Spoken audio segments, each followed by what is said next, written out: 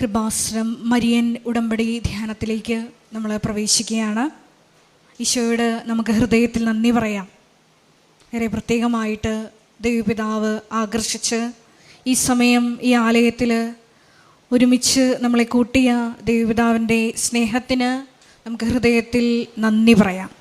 2004 December 7-ാം തീയതി ഉച്ചകഴിഞ്ഞ് 2:30 ഇതുപോലൊരു ആരാധനാമധ്യയാണ് ദൈവമാതാവ് ഈ അൾത്താരയിൽ പ്രത്യക്ഷയായിക്കൊണ്ട് ദുരന്തം ഉണ്ടാകാൻ പോകുന്നു, പ്രാർത്ഥിക്കണമെന്ന വലിയ സന്ദേശം കൈമാറിയത്.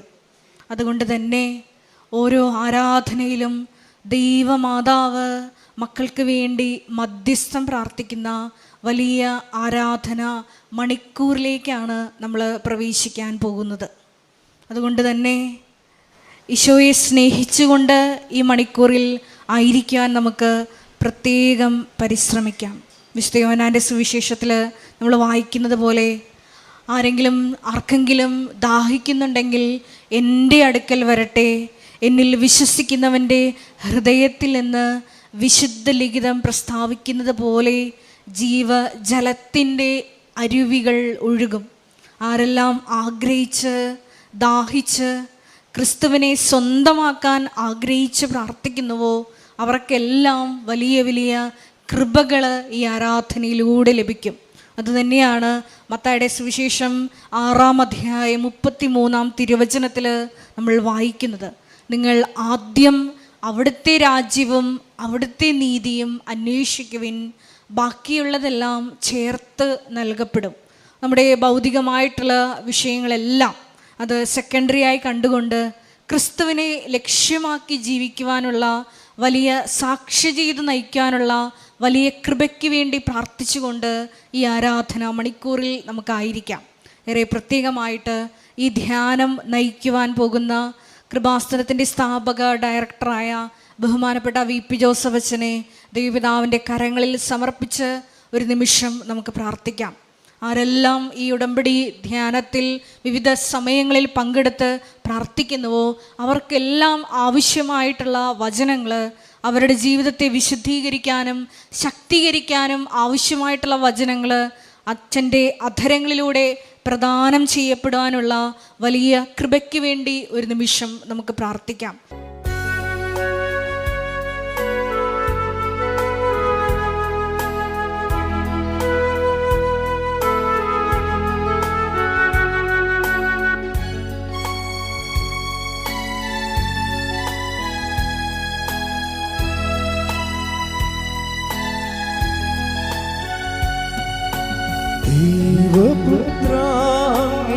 ആരാധന യേശുനാഥ അങ്ങേക്കാരാധന.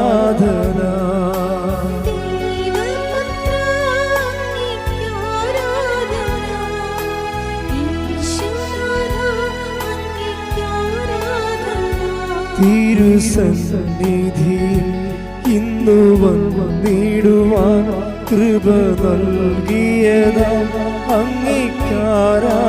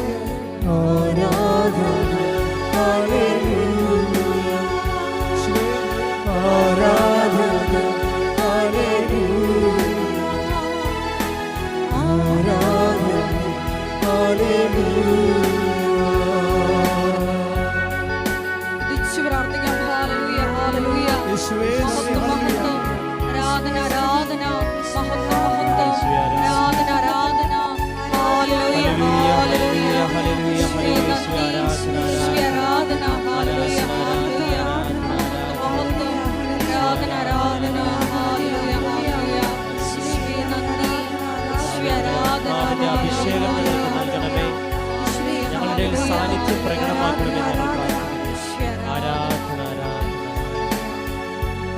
പരിശുദ്ധ പരമ ദിവ്യകാരുണ്യത്തിന് നേരവും ആരാധനയും സ്തുതിയും പുകഴ്ചയും ഉണ്ടായിരിക്കട്ടെ. പരിശുദ്ധ പരമ ദിവ്യകാരുണ്യത്തിന് നേരവും ആരാധനയും സ്തുതിയും പുകഴ്ചയും ഉണ്ടായിരിക്കട്ടെ. പരിശുദ്ധ പരമ ദിവ്യകാരുണ്യത്തിന് നേരവും ആരാധനയും സ്തുതിയും പുകഴ്ചയും ഉണ്ടായിരിക്കട്ടെ. സമാധാന പ്രഭുവേ ആരാധന, ആശ്വാസപ്രദനേ ആരാധന. സമാധാനം പ്രഭുവേ ആരാധന, ആശ്വാസപ്രദനേ ആരാധന. എന്റെ വിടുതലവൻ, എന്റെ സൗഖ്യമവൻ, എന്റെ മോചനദ്രവ്യം അവൻ ആരാധന. എന്നെ വിടുതലവൻ, എന്നെ സൗഖ്യമവൻ, എന്നെ മോചനദ്രവ്യം അവൻ ആരാധന.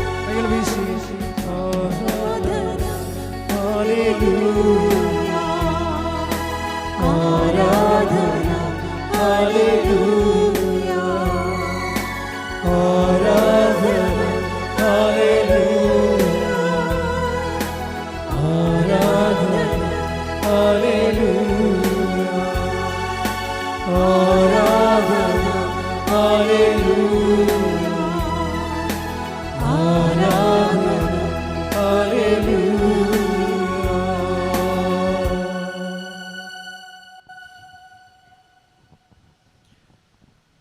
പരിശുദ്ധ പരമ ദിവ്യകാരുണ്യത്തിന് എന്നേരവും ആരാധനയും സ്തുതിയും പുകഴ്ചയും ഉണ്ടായിരിക്കട്ടെ.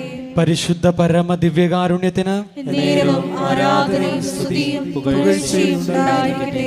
പരിശുദ്ധ പരമ ദിവ്യകാരുണ്യത്തിന് നേരവും ആരാധനയും സ്തുതിയും പുകഴ്ചയും ഉണ്ടായിരിക്കട്ടെ.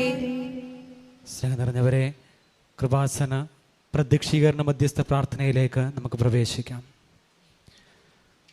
അമ്മേ, പരിശുദ്ധ അമ്മേ, അമ്മേ പരിശുദ്ധ അമ്മേ, ദൈവമാതാവേ, ദൈവമാതാവേ, കൃപാസനത്തിലൂടെ ഞങ്ങൾക്കും ഞങ്ങളുടെ ദേശത്തിനും അമ്മ മാധ്യസ്ഥം തേടിത്തന്ന എല്ലാ അനുഗ്രഹങ്ങൾക്കും കൃപകൾക്കും ഞങ്ങളിപ്പോൾ ഹൃദയം നിറഞ്ഞ നന്ദി പറയുന്നു. നമുക്ക് എല്ലാവർക്കും ഉച്ചത്തിൽ സ്തുതിച്ചുകൊണ്ട് പ്രാർത്ഥിക്കാം. Hallelujah, hallelujah. കർത്താവേ, അങ്ങ് ജീവിക്കുന്ന ദൈവമാണ് ഞങ്ങൾ വിശ്വസിക്കുന്നു. അങ്ങയുടെ സന്നിധിയിലായി നമ്മളെ ആരാധിക്കുകയും സ്തുതിക്കുകയും മഹത്വപ്പെടുത്തുകയും യേശുവേ, സ്തുതി, ആരാധന. ഹല്ലേലൂയ, ഹല്ലേലൂയ, ഹല്ലേലൂയ, ഹല്ലേലൂയ, ഹല്ലേലൂയ. ആരാധന, ഹല്ലേലൂയ. ആരാധന, ഹല്ലേലൂയ, ആരാധന, ഹല്ലേലൂയ, ആരാധന, ഹല്ലേലൂയ, ആരാധന, ഹല്ലേലൂയ.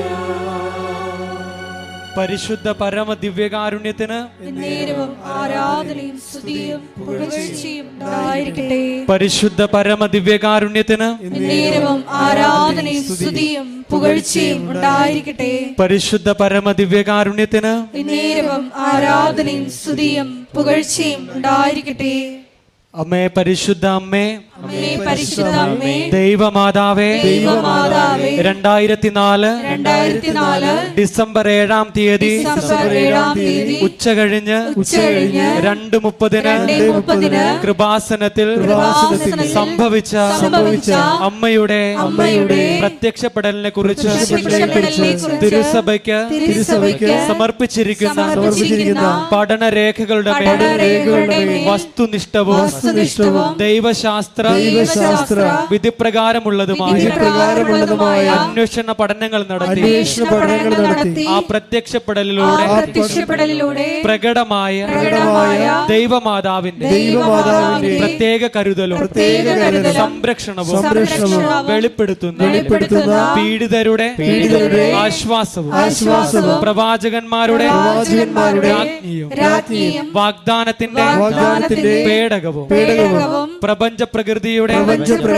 മാതാവുമായ പരിശുദ്ധ അമ്മയുടെ ഭക്തി തിരുസഭയിൽ കൂടുതൽ പ്രചരിച്ച് ജീവിതത്തിന്റെ ദുരിത ദുരന്ത അവസ്ഥകളിൽ അകപ്പെട്ട് കഴിയുന്ന അനേകായിരം മക്കൾ ദൈവത്തിന്റെ സാന്നിധ്യവും സന്ധിപ്പും കൂടുതൽ അനുഭവിക്കുക വഴി ആത്മീയ വിശുദ്ധിയും ദൈവശക്തിയും കൈവരിക്കുവാൻ ഞങ്ങളുടെ കുടുംബങ്ങളെ ഇടയാക്കണമേ. നമുക്കൊന്ന് ചേർന്ന് സ്തുതിച്ച് പ്രാർത്ഥിക്കാം. ഹല്ലേലൂയ, ഹല്ലേലൂയ, ആരാധന കർത്താവേ. ജീവിക്കുന്നവനായിട്ട് ഞങ്ങളുടെ മുമ്പിൽ എഴുന്നള്ളി വന്നിരിക്കുന്ന കർത്താവായ ദൈവമേ, കൂടുതൽ വിശ്വാസത്തോടെ പ്രാർത്ഥിക്കുവാനായിട്ട് ഞങ്ങൾ ഈ നിമിഷം ഒരുക്കണമേ. ഹല്ലേലൂയ, ആരാധന,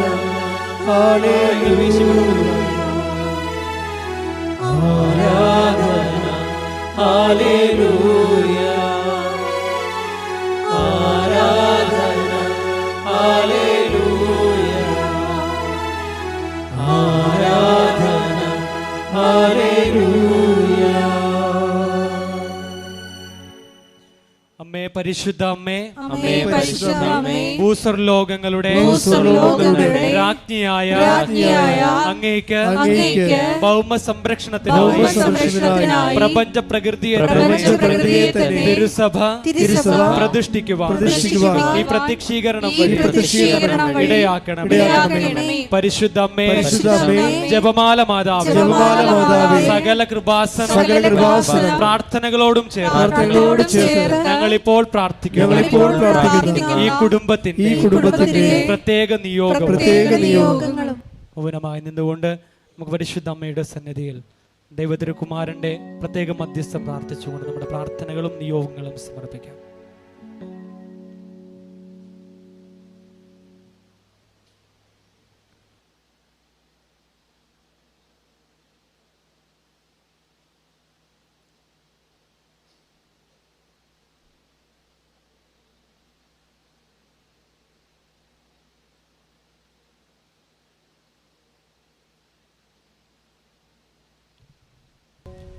അമ്മയുടെ പ്രത്യക്ഷീകരണത്തിന്റെ ഈ അനുഗ്രഹവേളയിൽ ഞങ്ങൾക്ക് സാധിച്ചു തരുവാൻ കനിയണമേ.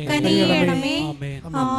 നമുക്കൊന്ന് ചേർന്ന് സ്തുതിച്ച് പ്രാർത്ഥിക്കാം. ഹല്ലേലൂയ, ആരാധന കർത്താവേ, സ്തുതിക്കുന്നു. അങ്ങയുടെ നാമത്തിന് സ്തുതിയും പുകഴ്ചയും ഉണ്ടായിരിക്കട്ടെ. ഹല്ലേലൂയ, ആരാധന, ആരാധന, ആരാധന. സ്തുതിക്കുന്നു കർത്താവേ. ഹല്ലേലൂയ, ഹല്ലേലൂയ, ഹല്ലേലൂയ, ഹല്ലേലൂയ, ഹല്ലേലൂയ. യേശുവേ നന്ദി. ഹല്ലേലൂയ, ഹല്ലേലൂയ. ശക്തിയോടെ സ്തുതിക്കട്ടെ. ഹല്ലേലൂയ, ഹല്ലേലൂയ, ഹല്ലേലൂയ. യേശുവേ നന്ദി, നന്ദി, നന്ദി കർത്താവേ. ഹല്ലേലൂയ, ഹല്ലേലൂയ. ആരാധന കർത്താവേ, സ്തുതിക്കുന്നു, മഹത്വപ്പെടുത്തുന്നു. ഹല്ലേലൂയ, ഹല്ലേലൂയ, ഹല്ലേലൂയ, ഹല്ലേലൂയ, ഹല്ലേലൂയ, ഹല്ലേലൂയ. നമുക്ക് കരങ്ങൾ അടിച്ചുകൊണ്ട് സന്തോഷത്തോടും സ്തുതികൾ നിറഞ്ഞുകൊണ്ടും നമുക്ക് ദൈവസന്നിധിയിൽ ദൈവത്തെ ആരാധിക്കാം.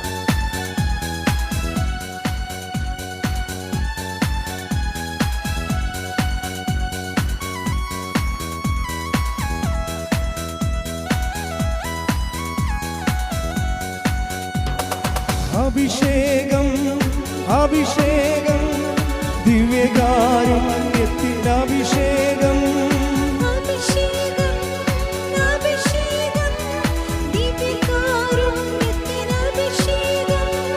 അഭിഷേകം, അഭിഷേകം, യേശുവിൻ ബലിയുടെ അഭിഷേകം. നമുക്ക് ഒരുമിച്ച് പാടാം.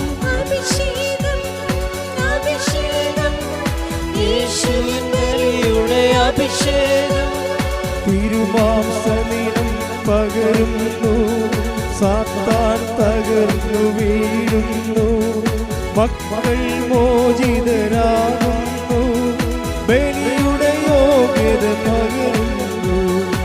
അഭിഷേകം, അഭിഷേകം, ദിവ്യകാരുണ്യത്തിൻ അഭിഷേകം, അഭിഷേകം, അഭിഷേകം, അഭിഷേകം, അഭിഷേകം, അഭിഷേകം, യേശുവിൻ ബലിയുടെ അഭിഷേകം. സ്തുതി സ്തുതിക്കട്ടെ. ഹല്ലേലൂയ ഹല്ലേലൂയ. ഹല്ലേലൂയ. യേശുവേ ആരാധന ആരാധന. കർത്താവേ, ഞങ്ങളോടങ്ങ് സംസാരിക്കണമേ എന്ന് ഞങ്ങൾ പ്രാർത്ഥിക്കുന്നു. ഞങ്ങൾക്ക് സൗഖ്യം നൽകുന്ന ദൈവമേ, ഞങ്ങൾക്ക് അഭിഷേകം നൽകുന്ന ദൈവമേ, ഞങ്ങൾക്ക് സാന്നിധ്യം നൽകുന്ന ദൈവമേ, അങ്ങയുടെ ദിവ്യകാരുണ്യ സാന്നിധ്യത്തിന്റെ തണലിലായിരിക്കുന്ന ഞങ്ങൾക്ക് അഭിഷേകം കൊണ്ട് നിറയ്ക്കണമേ, ദൈവാനുഭവം കൊണ്ട് നിറയ്ക്കണമേ എന്ന് ഞങ്ങൾ സ്തുതിച്ച് പ്രാർത്ഥിക്കുന്നു.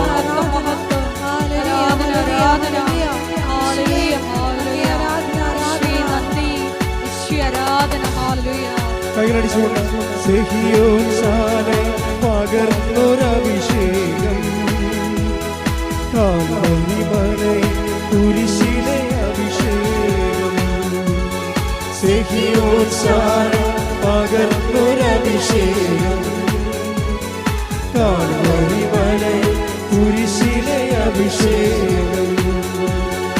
എമ്മാവൂസിൽ കുർബാന അഭിഷേകം, തിബേരിയാസിൽ തീരത്തെ അഭിഷേകം. എമ്മാവൂസിൽ കുർബാന അഭിഷേകം, തിബേരിയാസിൽ തീരത്തെ അഭിഷേകം. കുർബാന അഭിഷേകം, ബലിയുടെ അഭിഷേകം. പകരണമേ പകരണമേ ഞങ്ങളിലിപ്പോൾ പകരണമേ, പകരണമേ പകരണമേ ഞങ്ങളിലിപ്പോൾ പകരണമേ. അഭിഷേകം അഭിഷേകം ദിവ്യകാരുണ്യത്തിൻ അഭിഷേകം, അഭിഷേകം അഭിഷേകം യേശുവിൻ ബലിയുടെ അഭിഷേകം. സ്തുതിക്കട്ടെ. ഹല്ലേലൂയ ഹല്ലേലൂയ. യേശുവേ ആരാധന. കർത്താവേ, അഭിഷേകം നൽകണമേ. ഈ വിശുദ്ധ ആരാധനയിൽ പങ്കെടുക്കുവാനുള്ള അഭിഷേകം നൽകണമേ. ഞങ്ങൾക്ക് ആവശ്യമായ വചനങ്ങൾ ബഹുമാനപ്പെട്ട ജോസഫ് അച്ഛനിലൂടെ നൽകുവാനായിട്ട് ബഹുമാനപ്പെട്ട അച്ഛന് ആവശ്യമായ അഭിഷേകവും കൃപയും കൊണ്ട് നിറയ്ക്കണമേ. ഈ ആരാധനയിൽ പങ്കെടുക്കുന്ന ഓരോ വ്യക്തിയും കർത്താവിന്റെ വചനത്തിന്റെ അഭിഷേകത്തിൽ നിറയുവാൻ ഇടവരുത്തണമേ എന്ന് ഞങ്ങൾ പ്രാർത്ഥിക്കുന്നു. ഹല്ലേലൂയ.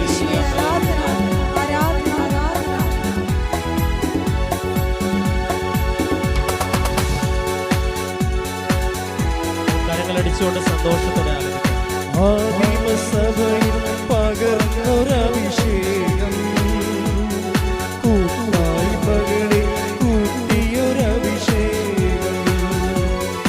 ആദിമസഭയിൽ പകർന്നൊരഭിഷേകം, കൂട്ടായ്മകളിൽ കൂട്ടിയൊരഭിഷേകം. അൾത്താരകളിൽ നിറയുന്നൊരഭിഷേകം, ലോകരക്ഷയ്ക്കായി നൽകിയൊരഭിഷേകം. അൾത്താരകളിൽ നിറയുന്നൊരഭിഷേകം, ലോകരക്ഷയ്ക്കായി നൽകിയൊരഭിഷേകം. കുർബാനയഭിഷേകം, ബലിയുടെ അഭിഷേകം. പകരണമേ പകരണമേ ഞങ്ങളിലിപ്പോൾ പകരണമേ, പകരണമേ പകരണമേ ഞങ്ങളിലിപ്പോൾ പകരണമേ. അഭിഷേകം അഭിഷേകം ദിവ്യകാരുണ്യത്തിന് അഭിഷേകം, അഭിഷേകം അഭിഷേകം യേശുവിൻ ബലിയുടെ അഭിഷേകം.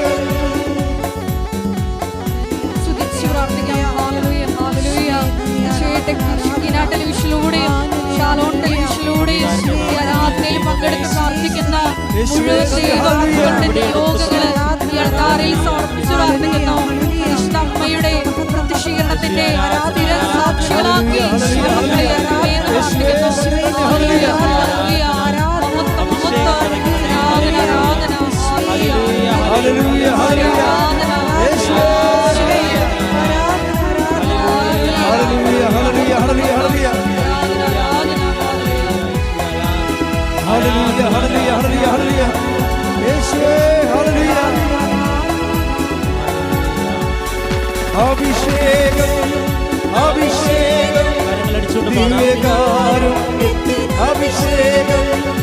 അഭിഷേകം അഭിഷേകം ദിവ്യകാരുണ്യത്തിനഭിഷേകം അഭിഷേകം അഭിഷേകം യേശുവിൻ ബലിയുടെ അഭിഷേകം തിരുവാസവീണം പകരുന്നു സാത്താൻ തകർത്തു വീഴുന്നു മക്കൾ മോചിതരാകുന്നു ബലിയുടെ യോഗ്യത പകരുന്നു അഭിഷേകം അഭിഷേകം ദിവ്യകാരുണ്യത്തിന് അഭിഷേകം അഭിഷേകം അഭിഷേകം യേശുവിൻ ബലിയുടെ അഭിഷേകം സ്തുതിക്കട്ടെ ഹല്ലേലൂയ ഹല്ലേലൂയ ഹല്ലേലൂയ ഹല്ലേലൂയ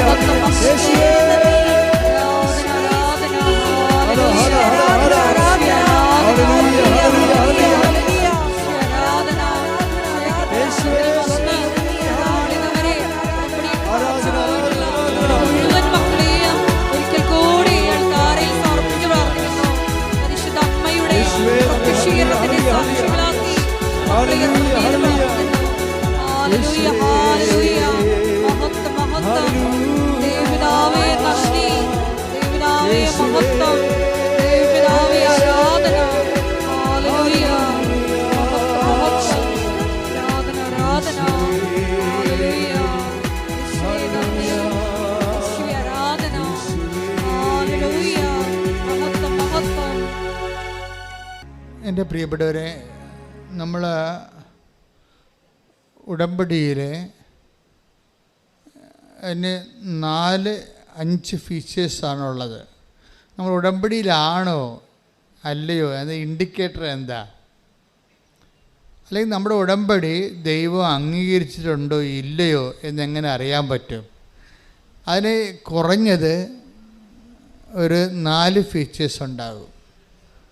ഒന്ന്, നിങ്ങൾക്കൊരു സങ്കടം വരികയാണെങ്കിൽ കമ്മ്യൂണിക്കേഷൻ ലെവലുണ്ടാവും. ഉടനെ കമ്മ്യൂണിക്കേഷൻ വരും. സാന്ത്വനത്തിൻ്റെ ദൈവജനത്തിൻ്റെ പ്രത്യേകതയാണ് സാന്ത്വനം. അപ്പോൾ സാന്ത്വനത്തിൻ്റെ ഒരു കമ്മ്യൂണിക്കേഷൻ. അതുകൊണ്ടാണ് നിങ്ങളോട് എപ്പോഴും അരമണിക്കൂർ ബൈബിൾ വായിക്കണമെന്ന് പറയത്തില്ലേ? ഈ സാന്ത്വനം കിട്ടുമ്പോൾ നമുക്കറിയാമല്ലോ, വേർഡ് ഓഫ് ഗോഡിലൂടെ മാത്രമേ ദൈവം കമ്മ്യൂണിക്കേറ്റ് ചെയ്യത്തുള്ളൂ സാധാരണ. അത് നിങ്ങൾക്ക് ആ ദൈവത്തിൻ്റെ സാന്ത്വനം കിട്ടാൻ വേണ്ടിയാണ് നിങ്ങൾ വചനം അരമണിക്കൂർ വെച്ച് എല്ലാ ദിവസവും വായിക്കാൻ പറയണത്. ഇൻ കേസ് എന്തെങ്കിലും കാഷ്വാലിറ്റി ഉണ്ടായി നിങ്ങൾ പെട്ടുപോയാൽ ദൈവത്തിൻ്റെ മനസ്സ് നിങ്ങളോട് പറയണത് വചനത്തിൻ്റെ മീഡിയ ഉപയോഗിച്ചിട്ടായിരിക്കും. അതുകൊണ്ടാണ് നിങ്ങളോട് പറയണത് നിങ്ങൾ അരമണിക്കൂർ വചനം വായിക്കണം. ഇഷ്ടമുള്ള സ്ഥലത്ത് നിന്ന് വായിക്കാം, അല്ല ആദ്യം മുതൽ അവസാനം വരെ വായിക്കണമെന്ന് നിർബന്ധമില്ല.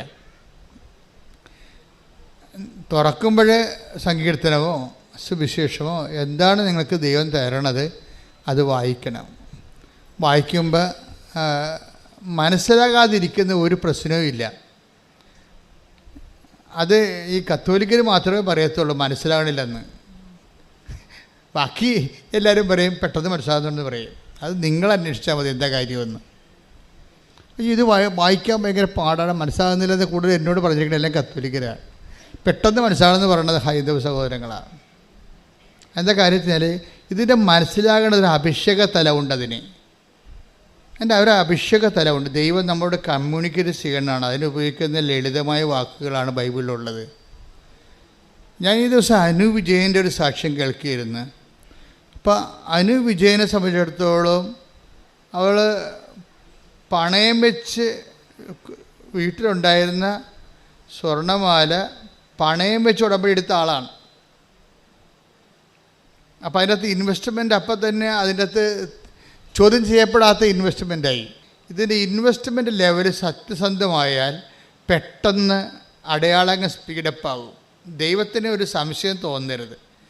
ഓരോരുത്തരൊക്കെ ഉടമ്പടി എടുക്കുന്നുണ്ട്, ഇനിയിപ്പോൾ അതിൻ്റെ കുറവൊന്നും വേണ്ട, എന്താ നമുക്ക് ആലപ്പുഴ പോയേക്കാം എന്നൊക്കെ വിചാരിച്ച് അങ്ങനെ ഉടമ്പടി എടുക്കുന്നവരുണ്ട്. അപ്പോൾ അതിൻ്റെ ദൈവത്തിന് അറിയാം അതൊരു ഫേക്ക് കേസാണ്. അവർക്ക് ഇതുകൊണ്ട് വലിയ അത്യാവശ്യമൊന്നുമില്ല, അവർക്ക് അത്ര വലിയ ഇതിനകത്ത് ആശ്രയിക്കണമെന്നുമില്ല. ഇപ്പോൾ എല്ലാവരും ഒക്കെ എടുക്കുന്നുണ്ടല്ലോ, കൂട്ടുകാരും നാട്ടുകാരൊക്കെ എടുക്കുന്നുണ്ട്. ഇനിയിപ്പോൾ അതിൻ്റെ ഒരു കുറവ് നമുക്കുണ്ടാവേണ്ടെന്ന് വിചാരിച്ചുകൊണ്ട് ഒരു സാധാരണ ലെവലിലെടുക്കും. അപ്പോഴും ദൈവത്തെ നമ്മൾ ശ്രദ്ധിക്കേണ്ടതേ, എപ്പോഴും ഉടമ്പടി ശ്രദ്ധിക്കേണ്ടത്, ഇത് എപ്പോഴും അച്ഛൻ പറഞ്ഞ ഒരേ വാക്കാണ്, ഇതൊരു ബൈലാറ്ററൽ എഗ്രിമെൻ്റാണ്. ഉഭയകക്ഷി ആയിട്ടുള്ളൊരു ധാരണാപത്രമാണ്. എന്ന് വെച്ച് കഴിഞ്ഞാൽ നമ്മളൊരു കക്ഷിയാണ് അവിടെ. പ്രാർത്ഥനയും നമ്മളൊരു കക്ഷിയല്ല. ആർക്കും വേണ്ടി പ്രാർത്ഥിക്കാം. അതിനകത്ത് കമ്മിറ്റ്മെൻറ്റ്സ് ഒന്നുമില്ല, നിബന്ധനകളൊന്നുമില്ല. ഉടമ്പടി വരുമ്പോൾ നമ്മളൊരു ഈക്വൽ പാർട്ട്ണറായിട്ട് വരും, ഒരു തുല്യ പങ്കാളിയായിട്ടാണ് വരുന്നത്. ഈ തുല്യ പങ്കാളി വരുമ്പോൾ ഉണ്ടാകുന്നൊരു പ്രശ്നം, ഉടമ്പടി വാഗ്ദാനങ്ങളുടെ അവകാശികളായിട്ട് വരും. അത് ഒന്നും രണ്ടും വാഗ്ദാനമല്ല. ദൈവം ലോകം സൃഷ്ടിച്ച കാലം മുതൽ മനുഷ്യരാശിയുടെ വ്യത്യസ്തങ്ങളായ കാലാവസ്ഥയ്ക്ക് ഉണ്ടായിട്ടുള്ള പ്രതിസന്ധികളെ അതിജീവിക്കുന്നതിന് വേണ്ടി അതാത് കാലത്ത് കൊടുത്തിരിക്കുന്ന അപ്ഡേഷനോട് കൂടിയിട്ടുള്ള വാഗ്ദാനങ്ങൾക്ക് മുഴുവൻ നമ്മൾ അവകാശികളായിട്ട് വരികയും. അപ്പോൾ ഉടമ്പടി എടുക്കുമ്പോൾ നമുക്ക് സാധാരണ പ്രാർത്ഥിക്കുന്ന പോലെ പ്രാർത്ഥിക്കുമ്പോൾ ഇതിനെക്കുറിച്ച് we are not bother about it. അറിയത്തില്ല നമുക്ക് ഇതിൻ്റെ അകത്ത് എന്ത് പ്രാർത്ഥിക്കുമ്പോൾ ഒരു വിഷയം വന്ന് നമ്മൾ പ്രാർത്ഥിച്ചു, അത്രേ ഉള്ളൂ. അത് കിട്ടിയാൽ കിട്ടും, അല്ലെങ്കിൽ പോകാം. പക്ഷേ ഉടമ്പടി അത് പോകത്തില്ല, പോകേണ്ട കാര്യമില്ല. കാര്യം അത് ബൈലാറ്ററൽ എഗ്രിമെൻറ്റാണ്. പിന്നെ നമുക്ക് വരുന്ന ഒരു സീരിയസ്നെസ് എന്ന് പറയണത്, നമ്മൾ ഉടമ്പടിയിൽ നമ്മൾ ആ നിബന്ധനകളെ കൃത്യമായിട്ട് പാലിച്ചെന്ന് നമ്മൾ ഉറപ്പ് വരുത്തണം. അപ്പോൾ ഉറപ്പ് വരുമ്പോൾ നമ്മുടെ ക്ലെയിം കൂടിക്കൊണ്ടിരിക്കും. അങ്ങനെ ക്ലെയിം. അതുകൊണ്ടാണ് ഞാൻ ഈ അച്ഛൻ പറഞ്ഞത് കണ്ണ് കാണാൻ പാലാത്തവരൊക്കെ ഒന്ന് ഉടമ്പടി എടുക്കണമെന്ന് പറഞ്ഞതിൻ്റെ കാര്യം. അവരാദ്യം കണ്ണ് കാണാൻ വേണ്ടി പ്രാർത്ഥിക്കും. ബൈബിൾ ഇപ്പോൾ എൻ്റെ അടുത്ത് വരും, ബൈബിൾ വായിച്ചാൽ ഇല്ല കണ്ണ് കാണാൻ പാടില്ല. ഞാൻ പറഞ്ഞ് വീട്ടിലിരിക്കാൻ പറ്റും, വല്ല കാര്യമുണ്ടോ കെട്ടിയെടുത്തിട്ട് വരാൻ.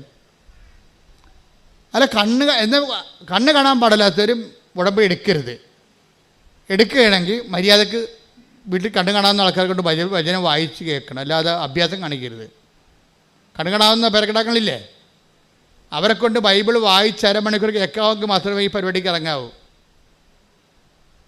കാര്യം വെച്ചാൽ ഇതിൻ്റെ കമ്മ്യൂണിക്കേഷൻ ലെവൽ വരുമ്പോൾ ഉടമ്പടി ദൈവം ഏത് സമയത്ത് നമ്മളോട് സംസാരിക്കും. ആ സംസാരിക്കുമ്പോൾ ചിലപ്പോൾ അടയാളങ്ങൾ കാണും, ചിലപ്പോൾ സ്വപ്നങ്ങൾ കാണും. ഇതൊന്നും ഒരു പുത്തരിയല്ല, ഒരു പഞ്ഞമുള്ള കാര്യമല്ല. ഉടമ്പടി കമ്മ്യൂണിക്കേഷൻ്റെ പദ്ധതിയാണ്. ദൈവം എങ്ങനെ കാണിക്കും, ദൈവത്തിൻ്റെ മനസ്സിലിരിപ്പ്, കർത്താവിൻ്റെ മനസ്സിലുള്ള കാര്യങ്ങൾ നമ്മളെ ധരിപ്പിക്കുന്നതിനാണ് ദൈവം സ്വപ്നം ഉപയോഗിക്കും, ദർശനം ഉപയോഗിക്കും, അടയാളം ഉപയോഗിക്കും. പിന്നെ ഞാൻ കൂടെയുണ്ട്, നീ ഇപ്പം സങ്കടമാണെങ്കിലും അത് മാറിക്കൊള്ളും, നീ വെയിറ്റ് ചെയ്യാൻ പറഞ്ഞ സ്വർഗീയ സുഗന്ധമായിട്ട് അനുഭവിക്കാൻ പറ്റും. ഇത് ഒരു ദിവസം ഒരു 5-10 സാക്ഷ്യം എടുത്ത് 5-ൻ്റെത്തും കമ്മ്യൂണിക്കേഷനുണ്ട്.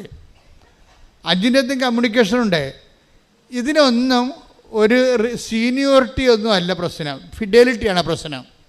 ഇപ്പം ഞാൻ 85 കൊല്ലമായി കത്തോലിക്കനാണ്, അല്ലെങ്കിൽ ഞാൻ 65 കൊല്ലമായി കത്തോലിക്കനാണ്, ആ ശുശ്രൂഷയിൽ ചെയ്ത് നിലനിന്ന് പോവുകയാണ്. അതൊന്നും സീനിയോറിറ്റി അല്ല എൻ്റെ വിഷയം. ചിലപ്പോൾ ആദ്യമായിട്ടാണ് നീ ജന്മത്തിൽ ഉടമ്പടി എടുക്കുന്നത്. നീ വിശ്വസ്തതയാണ് പ്രശ്നം, ഫിഡലിറ്റിയാണ് എൻ്റെ പ്രശ്നം. അപ്പോൾ നീ വിശ്വസ്തയാണെങ്കിൽ ഉടമ്പടി ഓട്ടോമാറ്റിക്കായിട്ട് ഫയറാകും. അപ്പോൾ ഒന്ന് പ്രാർത്ഥിച്ചേ, കർത്താവായ ദൈവമേ, അങ്ങയോട് ചെയ്ത ഉടമ്പടിയിലെ വിശ്വസ്തരായിരിക്കാൻ എന്നെ പ്രത്യേകം അഭിഷേകം ചെയ്യണമേ. അവിശ്വസ്തതയുടെ ഒരു ലാഞ്ചന പോലും നമ്മുടെ ഉടമ്പടി ബന്ധത്തിൽ ഉണ്ടാവാതിരിക്കാൻ എന്നെ പ്രത്യേകം സംരക്ഷിക്കണമേ. അങ്ങയുടെ നാമത്തെ ഓർത്ത് സംരക്ഷിക്കണമേ. സ്തുതിക്കട്ടെ. ഹല്ലേലൂയ. ആരാധന.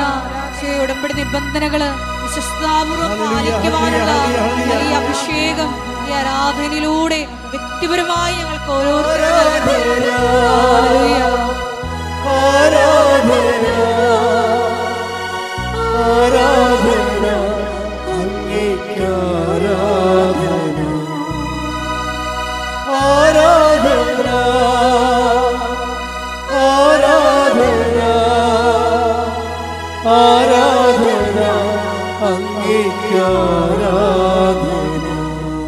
പരിശുദ്ധ പരമ ദിവ്യകാരുണ്യത്തിന് ആരാധനയും സ്തുതിയും പുകഴ്ചയും ഉണ്ടായിരിക്കട്ടെ. പരിശുദ്ധ പരമ ദിവ്യകാരുണ്യത്തിന് ആരാധനയും സ്തുതിയും പുകഴ്ചയും ഉണ്ടായിരിക്കട്ടെ.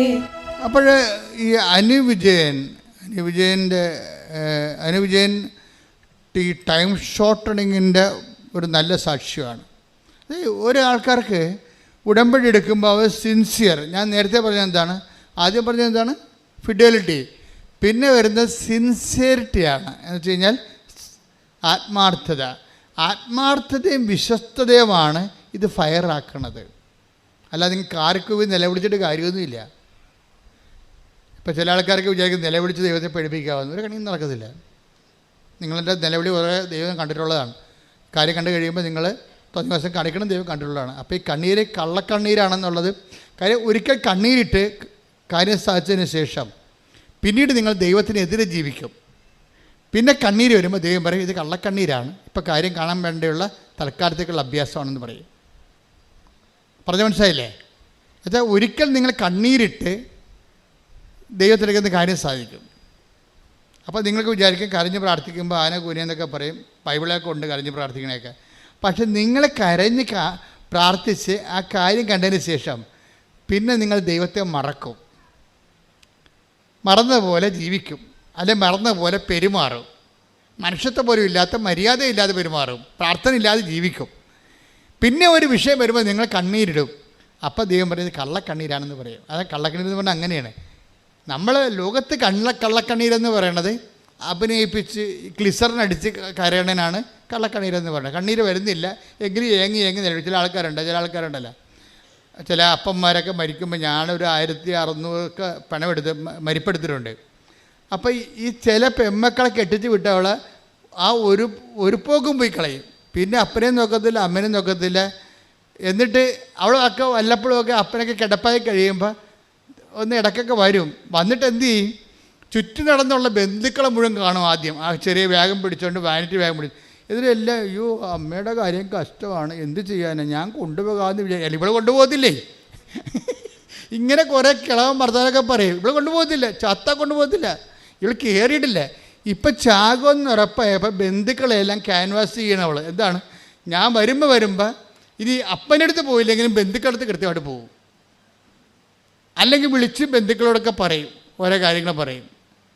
അപ്പോഴങ്ങനെ വരുമ്പോൾ ബന്ധുക്കൾ ഓർക്കും ഇവരാണ് ഈ അപ്പനെ നോക്കണമെന്ന്, ഇവളാണ് ഈ അപ്പനെ നോക്കണമെന്ന് നോക്കും.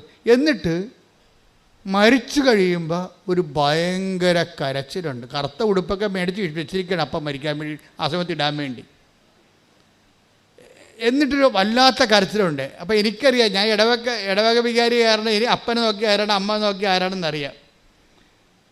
അപ്പോഴേ അവിടുത്തെ ആ മരുമകളായിരിക്കും അപ്പനെ നോക്കിയിരിക്കണം അവസാന കാലങ്ങളിൽ. അവളല്ല ഞാനാണ് നോക്കിയതെന്ന് പെണമെടുക്കാമെന്ന് ആൾക്കാർ ധരിപ്പിക്കാൻ വേണ്ടിയാണ് ഇവൾ കിടന്ന് മോങ്ങണം ഇപ്പോൾ ഈ അഭ്യാസം കാണിക്കണത്. അമ്മയാണ് മരിച്ചു കിടക്കണമെന്നുണ്ടെങ്കിൽ ആ കമന്നടിച്ച് അമ്മയുടെ പിണത്തിൻ്റെ അടുത്ത് വീണച്ച് കമ്മലടിച്ചിട്ട് പോകും. എന്തെല്ലാം അഭ്യാസങ്ങളാണ്. എല്ലാ പെമ്മക്കളും ഇങ്ങനെ പറയുകയല്ല, ഇതിനാണ് കള്ളക്കണ്ണീരെന്ന് പറയണത്. പക്ഷേ ബൈബിളിൽ കള്ളക്കണ്ണീരെന്ന് പറഞ്ഞാൽ അതല്ല. ബൈബിളിൽ കള്ളക്കണ്ണീരെന്ന് പറയണത് എന്താണ്? അതായത് നമ്മളൊരിക്കൽ കരഞ്ഞ് ദൈവത്തിനടുക്കെന്ന് കാല് പിടിച്ച് കാര്യം കണ്ട്, എന്നിട്ട് നമ്മൾ തോന്നിയ മാസം ജീവിച്ച് ദൈവം ഇല്ലാത്ത പോലെ ജീവിച്ച്, പിന്നെ ഒരു ദിവസം ഒരു വിഷയം വരുമ്പോൾ പിന്നെ നമ്മൾ പഴയ ആ നമ്പർ എടുക്കും. അതിനാണ് കള്ളക്കണ്ണീരെന്ന് പറയുന്നത്. കാര്യം അപ്പോൾ ദൈവം പറയും, ദൈവം എപ്പോഴും ഇവിടെ നിങ്ങളെ എനിക്കറിയാമെന്ന് പറയും. ശ്രുതിക്കട്ടെ, ഹല്ലേലൂയ ഹല്ലേലൂയ ഹല്ലേലൂയ ഹല്ലേലൂയ യേശുവേ സ്തുതി ഹല്ലേലൂയ ഹല്ലേലൂയ ഹല്ലേലൂയ. യോഹന്നാൻ 5:42. യോഹന്നാൻ 5:42.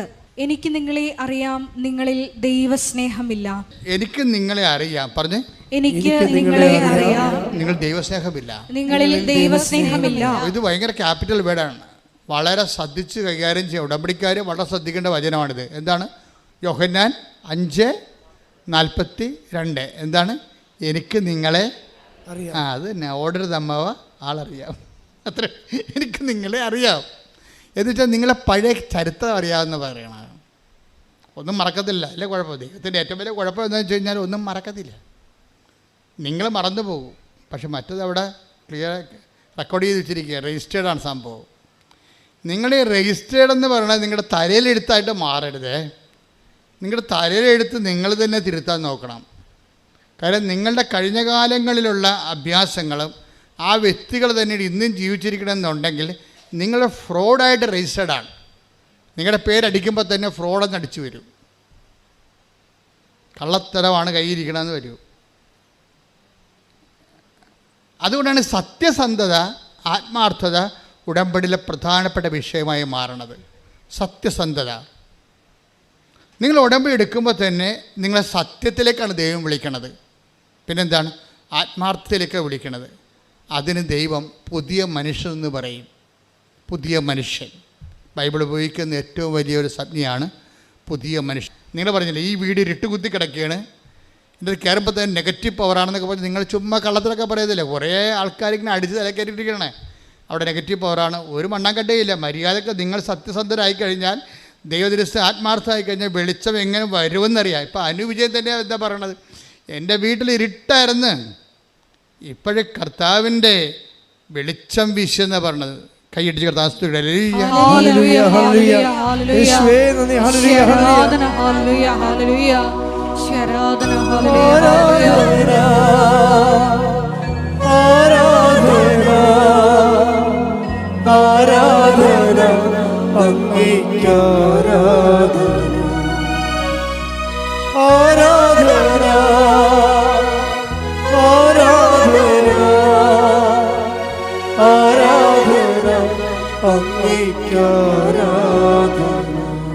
പരിശുദ്ധ പരമ ദിവ്യകാരുണ്യത്തിന് ആരാധനയും സ്തുതിയും പുകഴ്ചയും ഉണ്ടായിരിക്കട്ടെ. വായിച്ചോളൂ.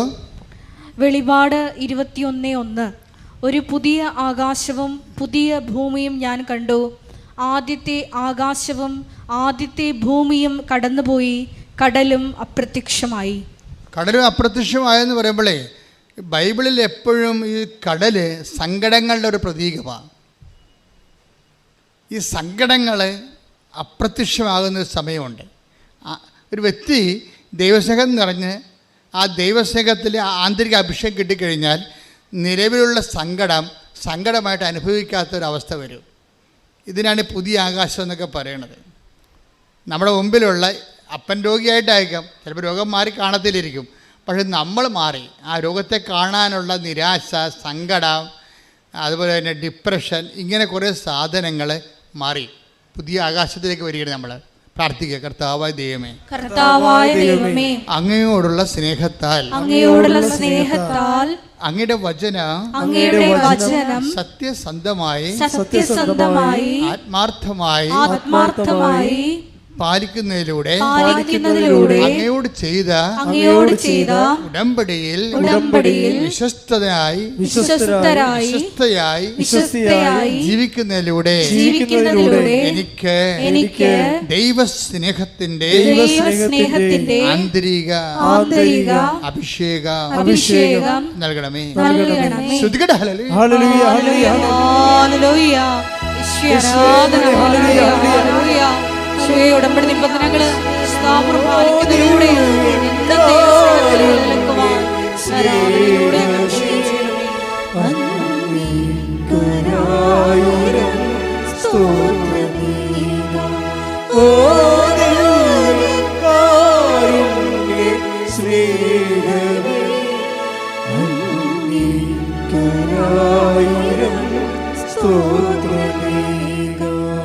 പരിശുദ്ധ പരമദിവ്യകാരുണ്യത്തിന് ആരാധനയും സ്തുതിയും പുകഴ്ചയും ഉണ്ടായിരിക്കട്ടെ. നമുക്ക് അതായത് നിങ്ങൾ ഉടമ്പടിയുടെ ആന്തരിക അഭിഷേകം പ്രാപിച്ചിട്ടുണ്ടോ, ആന്തരിക അഭിഷേകം പ്രാപിച്ചിട്ടുണ്ടോ ഇല്ലയോ എന്നറിയണമെങ്കിൽ നഷ്ടപ്പെടുമ്പോൾ ഒരു പത്രം നിങ്ങൾ കൊടുക്കുകയാണ്. അപ്പോൾ മഴയാണ്, ഓട്ടോറിക്ഷക്കാരുടെ അടുത്താണ് പോയി പത്രം കൊടുക്കണമെന്ന് വിചാരിച്ചോ, അല്ലെങ്കിൽ വീട്ടിൽ നിന്ന് പത്രം കൊണ്ട് ഇറങ്ങിയപ്പോൾ അപ്പൻ നിങ്ങൾക്കെതിരാണ്. അപ്പൻ എവിടെയെങ്കിലും പോട്ടെ, എന്നിട്ട് ഞാൻ പത്രം കൊണ്ട് ഇറങ്ങാം. അല്ലെങ്കിൽ അപ്പൻ ചുമ്മാ വേണമെങ്കിൽ എൻ്റെ തന്തയ്ക്ക് വിളിക്കും, പുള്ളിയെ തന്നെയാണ് വിളിക്കണമെങ്കിലും വെറുതെ എന്തിനാണ് തന്തയ്ക്ക് വിളിയാക്കണം, അപ്പനെ തന്നെയാണ് വിളിക്കണത് അപ്പൻ. പക്ഷേ എന്തിനാണ് രാവിലെ പുള്ളിക്ക് പണിയുണ്ടാക്കുന്നത്? പുള്ളി പോട്ടെ പോയിട്ട് പത്രം കൊണ്ട് ഇറങ്ങാമെന്ന് വിചാരിക്കും. അപ്പോൾ പോകുമ്പോഴും നിങ്ങളുടെ ഉള്ളിൽ ഉൾക്കണ്ട, നിങ്ങളുടെ വികാരം എന്താണ് ഉള്ളിൽ? ഉൾക്കണ്ട, സങ്കടം വല്ലതും കാണുക, വല്ലതും പറയുക, ഇത് എങ്ങനെയെങ്കിലും ഒന്ന് കൊടുത്ത് തീർത്താൽ മതിയായിരുന്നു ഈ സാധനത്തിന്. അപ്പോൾ നിങ്ങൾ കവനൻ്റിലായിട്ടില്ല. കവനൻ്റിലാകണമെങ്കിൽ സന്തോഷം ഫീൽ ചെയ്യും. നഷ്ടപ്പെടുന്ന എല്ലാത്തിനും രോഗികളെ കാണാൻ പോകുമ്പോൾ ഭയങ്കര ഭയങ്കര പ്രസരിപ്പായിരിക്കും. നിങ്ങൾ കവനൻ്റിലാണോ ഇല്ലേ എന്നുള്ള ഇൻഡിക്കേറ്ററാണ് ഞാൻ സംസാരിക്കുന്നത്. ഇപ്പോൾ ഇൻഡിക്കേറ്റർ ഓഫ് കവനൻസ്, അതായത് കവനൻ്റിലാണോ ഇല്ലയോ എന്നുള്ള സൂചന. അതിൽ ഒരു സാധനം ആന്തരിക സന്തോഷമാണ്.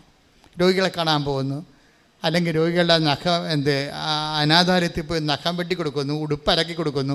അപ്പോൾ നമുക്ക് ത്രില്ലടിക്കും, നമുക്ക് ഉള്ളിൽ ഭയങ്കര സന്തോഷം തോന്നും നമുക്ക്. അപ്പോൾ ആന്തരിക സന്തോഷം. അപ്പോൾ ദാറ്റ് മീൻസ് നിങ്ങൾക്ക് ആത്മാവിൻ്റെ കൃപ കിട്ടി, നിങ്ങൾ കർത്താവിൻ്റെ ലൈനിൽ ഉടമ്പടിയിലാണ്. അതറിയണമെങ്കിലേ സുവിശേഷം 13:44 എടുത്ത് ശ്രുതിക്കട്ടെ. ഹല്ലേലൂയ.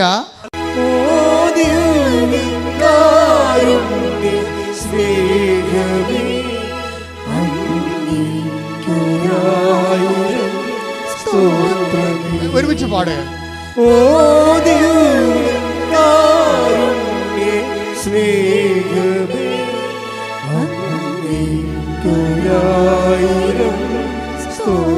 ഒരുമിച്ച് പാടാം.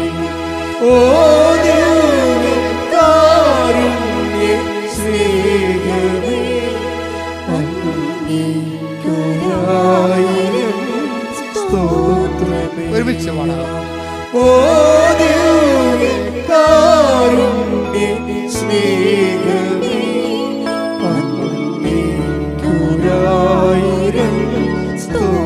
ശ്രുതിക്കട്ടെ. ഹല്ലേലൂയ ഹല്ലേലൂയ ഹല്ലേലൂയ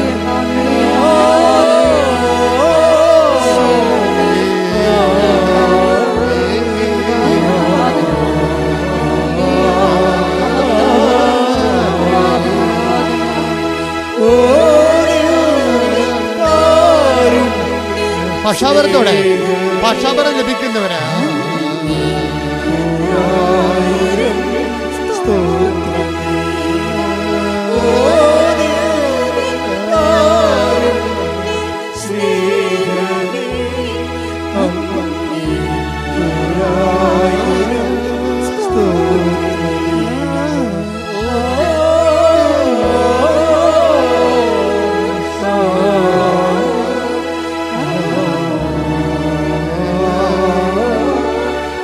ദൈവസ്നേഹത്തോടെ ദിവ്യകാരുണ്യ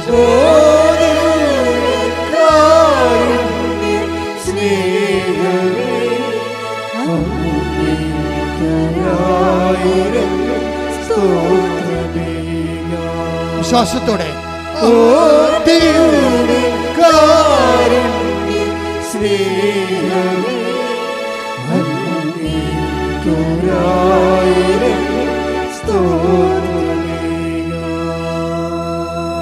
ആന്തരികമായ സന്തോഷം പാടുമ്പോഴും ഉണ്ടാകണം. ഒക്കെ ഫീൽ ചെയ്യണം. ദൈവത്തെ ആരാധിക്കുകയാണെന്ന് നിൻ്റെ മനസ്സിൻ്റെ ഉള്ളിൽ നിന്നുകൊണ്ട് നിങ്ങൾക്ക് ആന്തരികമായ ഒരു സന്തോഷം ഉണ്ടാകട്ടെ. ഇത് ഇവിടെ 13:44. സ്വർഗരാജ്യം വയലിൽ ഒളിച്ചു വച്ചിരിക്കുന്ന നിധിക്ക് തുല്യം. അത് കണ്ടെത്തുന്നവൻ അത് മറച്ചു വയ്ക്കുകയും സന്തോഷത്തോടെ പോയി തനിക്കുള്ളതെല്ലാം വിറ്റ് ആ വയൽ വാങ്ങുകയും ചെയ്യുന്നു. ഇത് ഒരു പ്രധാനപ്പെട്ട വചനമാണ്. ഉടമ്പടിയുമായി ബന്ധപ്പെട്ട് കണക്റ്റഡാണ് അത്. എന്നുവെച്ചാൽ ഇത് മത്തായിയുടെ സുവിശേഷമാണ് 13:44. അല്ല, ദൈവരാജ്യം നിങ്ങൾക്കറിയാമല്ലോ. ഈ ഉടമ്പടിയുടെ ആത്യന്തിക ലക്ഷ്യം എന്താണ്? ദൈവരാജ്യമാണ്. ദൈവരാജ്യം എന്ന് പറഞ്ഞാൽ എന്താണ്? ദൈവഭരണം, റെയിൻ ഓഫ് ഗോഡ്. നമ്മുടെ ജീവിതത്തിൻ്റെ എല്ലാ മണ്ഡലങ്ങളിലും ദൈവഭരണം ഉറപ്പ് വരുത്തിയാൽ ഉടമ്പടി എണ്ണയിട്ട് യന്ത്രം പോലെ ഓട്ടോമാറ്റിക്കായിട്ട് വർക്കൗട്ട് ചെയ്യും. ഉടമ്പടി ഉറപ്പ് വരുത്തിയിട്ട് ദൈവരാജ്യത്തേക്കാൾ പോണതിനേക്കാൾ നല്ലത് ദൈവരാജ്യം ഉറപ്പ് വരുത്തിയിട്ട് ഉടമ്പടി ഓട്ടോമാറ്റിക്കായിട്ട് വർക്ക് ചെയ്യാനാണ്. അപ്പോൾ ദൈവരാജ്യം എന്താണ് ഒരു വിഷയം. ഇപ്പം ഇന്നലെ ഒരു കേസ് ഞാനെടുത്ത്, അപ്പോൾ അദ്ദേഹത്തിൻ്റെ വൈഫ് വഴക്കിട്ട് പോയിരിക്കുകയാണ്. അപ്പോൾ അവർ ഒന്നിച്ച് ജീവിക്കണമെന്നാണ് പുള്ളി എൻ്റെ അടുത്ത് എഴുതി തന്നിരിക്കുന്നത്. അപ്പോൾ ഞാൻ മാതാവിൻ്റെ അടുത്ത് കൊണ്ടുവന്ന് അത് വെച്ചിട്ട് തിരിച്ചു വന്ന ആളോട് ചോദിച്ച്, നിങ്ങൾ പോയി വിളിക്കുമോന്ന്. വിളിക്കത്തില്ല. അത് എന്ത് മാതാവിനെ കൊണ്ട് വിളിപ്പിക്കാൻ വേണ്ടി ഇരിക്കുന്ന പാപ്പടമ്മ വിളിക്കത്തില്ല. പുള്ളിക്കാർ ഈക്കുണ്ട്. അത് ലോകരാജ്യം എന്ന് പറയും. എന്നുവെച്ചാൽ അയാളുടെ അധികാരം. കാര്യം ഞാൻ പോയി വിളിച്ചുകൊണ്ട് വന്നാൽ അവിടെ അമ്മായിയമ്മ ഇരിപ്പുണ്ട്. അവിടെ എന്താണ്, അങ്ങനെ വരട്ടെ, അവസാനം പട്ടി വന്ന പോലെ നീ വന്നില്ല, നിന്നെ വരത്താൻ എനിക്കറിയാവുന്ന അമ്മായിയമ്മ അവിടെ ഇത് പറയും. അപ്പോൾ അവരെ ചവിട്ടിക്കിറാൻ വേണ്ടി ഇയാൾക്ക് തോന്നുന്നു. അതുകൊണ്ട് ആ അഭ്യാസത്തിൽ ഞാനില്ല. അവൾ വരണേ വന്നിട്ട് ഒരുമിച്ച് ജീവിക്കാൻ തയ്യാറാണ്. ഇവിടെ ദൈവരാജ്യം ഇല്ല. മനസ്സിലായില്ലേ? ദൈവരാജ്യം എന്ന് പറയണത് ദൈവത്തിൻ്റെ വചനത്തിന് വേണ്ടി, സ്വന്തം ദൈവഭരണത്തിന് വേണ്ടി സ്വന്തമായിട്ട് അടിയുറ വെക്കണം. അവിടെ അഹങ്കാരമില്ല, ക്ഷമയുണ്ട്. ക്ഷമയെന്ന് പറഞ്ഞാൽ എന്താണ്? കണ്ടന്റ് വൈസ് ക്ഷമ എന്താ? മഹാത്മാഗാന്ധിയുടെ ക്ഷമയല്ലേ ബൈബിളിലെ ക്ഷമ? കണ്ടന്റ് വൈസ് ഒരു ക്ഷമ എന്ന് പറയുന്നത് കണ്ടന്റ് വൈസിൽ അതിൻ്റെ അകത്ത് ചേരുവക ക്ഷമയെന്ന് പറയുന്നത് എന്താണ്? സഹിക്കുന്ന സ്നേഹത്തിനാണ് ക്ഷമയെന്ന് പറയണത്. മനസ്സിലായ? ഞാൻ മണ്ണോളം ക്ഷമിച്ചെന്നൊക്കെ പറഞ്ഞല്ല പ്രശ്നം. സഹിക്കുന്ന സ്നേഹം എന്ന് പറഞ്ഞാൽ ആർക്കുള്ളതാണ്? കുരിശിലെ കർത്താവിനുള്ളതാണ് സഹിക്കുന്ന സ്നേഹം. ഈ സഹനം മുഴുവനും എന്തിനു വേണ്ടിയാണ്? നമ്മളുള്ള സ്നേഹത്തെ പ്രതിയാണ്. അപ്പോൾ സഹനം ഫീൽ ചെയ്യുന്നില്ല. ആളിൻ്റെ ഉള്ളിൽ സന്തോഷമാണ് ഉള്ളത്. നമ്മളാണ് ദുഃഖമാണെന്നൊക്കെ പറഞ്ഞ പാട്ടൊക്കെ പാടി വെറുതെ കണ്ണിലാർത്തുന്നത്. ആളുടെ ഉള്ളിൽ ആ സമയത്ത് ഐസയ 53:10 അവിടുന്നാണ് അവനെ ക്ലേശങ്ങൾക്ക് വിട്ടുകൊടുത്തത്. ആരാണ്? പിതാവായ ദൈവം പറഞ്ഞ് അവിടുന്നാണ് അവനെ ക്ലേശങ്ങൾക്ക് വിട്ടുകൊടുത്തത്. അപ്പൊ നിങ്ങൾ എപ്പോഴും ഓർക്കേണ്ടതാണ്, ഈ ക്ലേശത്തിന്റെ ഒരു ഭാഗം നമുക്കുണ്ടാകുന്ന ക്ലേശം എല്ലാം അങ്ങനെയല്ല, ഒരു ഭാഗം ദൈവദത്തമാണ് അതിൻ്റെ ഇത് വരുന്നത്. അതിന് ദൈവികമായ ലക്ഷ്യങ്ങളുണ്ടാവും.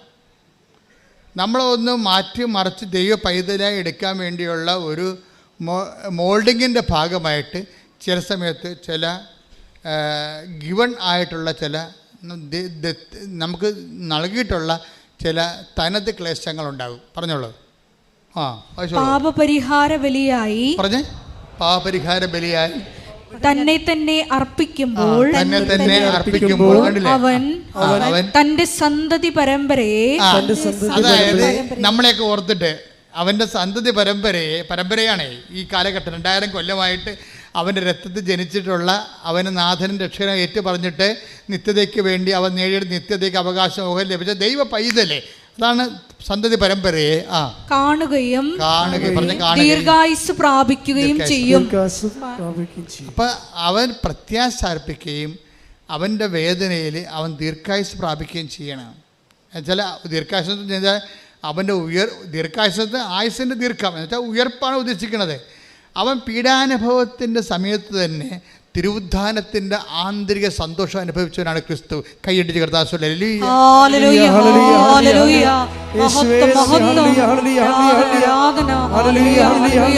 നമ്മുടെ ജീവിതത്തിലെ ക്ലേശ കാലഘട്ടങ്ങളിൽ വിശ്വാസം പ്രഖ്യാപിക്കുവാനുള്ള നൽകണമേ.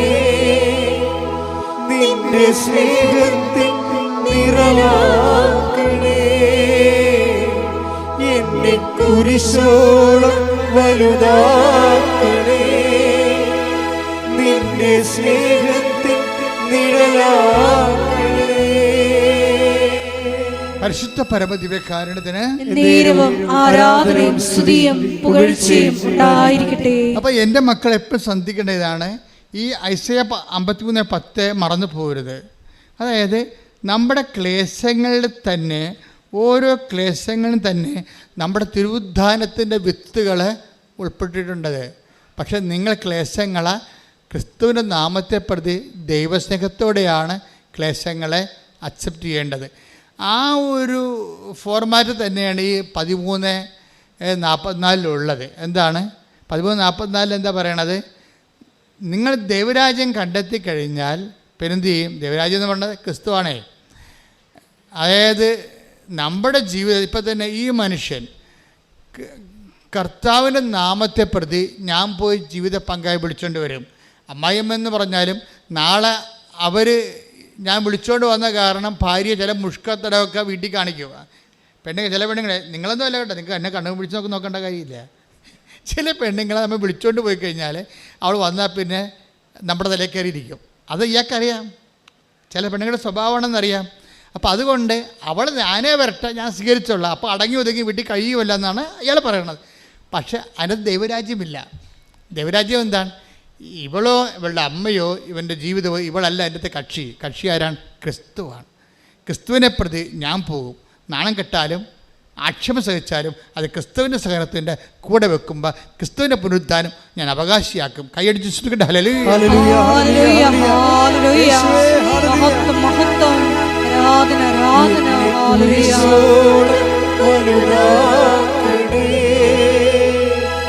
നിന്റെ സ്നേഹത്തിൻ നിഴലാക്കണേ, എന്നെ കുരിശോളം വലുതാക്കണേ, നിന്റെ സ്നേഹത്തിൻ നിഴലാക്കണേ. പരിശുദ്ധ പരമദിവ്യകാരുണ്യത്തിന് എന്നേരവും ആരാധനയും സ്തുതിയും പുകഴ്ചയും ഉണ്ടായിരിക്കട്ടെ. ഇപ്പോൾ നമ്മൾ ഉടമ്പടിയിലായോ എന്നറിയാനുള്ള ഇൻഡിക്കേറ്ററാണ്. ഇപ്പോൾ കറണ്ട് ഉണ്ടോ ഇല്ലേ എന്നറിയാൻ വേണ്ടി ഒരു ഇൻഡിക്കേറ്റർ ലാമ്പ് ഉണ്ടാവും അല്ലേ? അത് നമ്മൾ രാത്രിയിലും ആ ഇൻഡിക്കേറ്റർ ലാമ്പ് അവിടെ കിടക്കും. അപ്പോൾ അതിൽ കറണ്ട് ഇല്ലെങ്കിൽ ഇൻഡിക്കേറ്റർ ലാമ്പ് കെട്ടുപോകും. നമ്മൾ ഉടമ്പടിയിലാണോ എന്നറിയാനുള്ള ഒരു ഇൻഡിക്കേറ്ററാണ് ഈ ആന്തരിക സന്തോഷം. മനസ്സിലായില്ലേ? രോഗികളെ കാണാൻ പോകുമ്പോഴും നമുക്കുള്ളിൽ സന്തോഷം ഉണ്ടാകും. അപ്പോൾ നിങ്ങൾ ഓർക്കുക, നിങ്ങൾക്ക് സന്തോഷം ഉണ്ടെങ്കിൽ ഓർക്കുക, ഈ 13:44 വർക്കൗട്ട് ചെയ്യുന്നുണ്ടെന്ന് നോക്കണം. അത് ഇൻഡിക്കേറ്ററാണ്. നിങ്ങൾ രോഗികളെ കാണാൻ പോകുമ്പോൾ ഉള്ളിൽ സന്തോഷം തോന്നുന്നുണ്ടോ? നിങ്ങൾ ഉടമ്പടിയിലാണ്.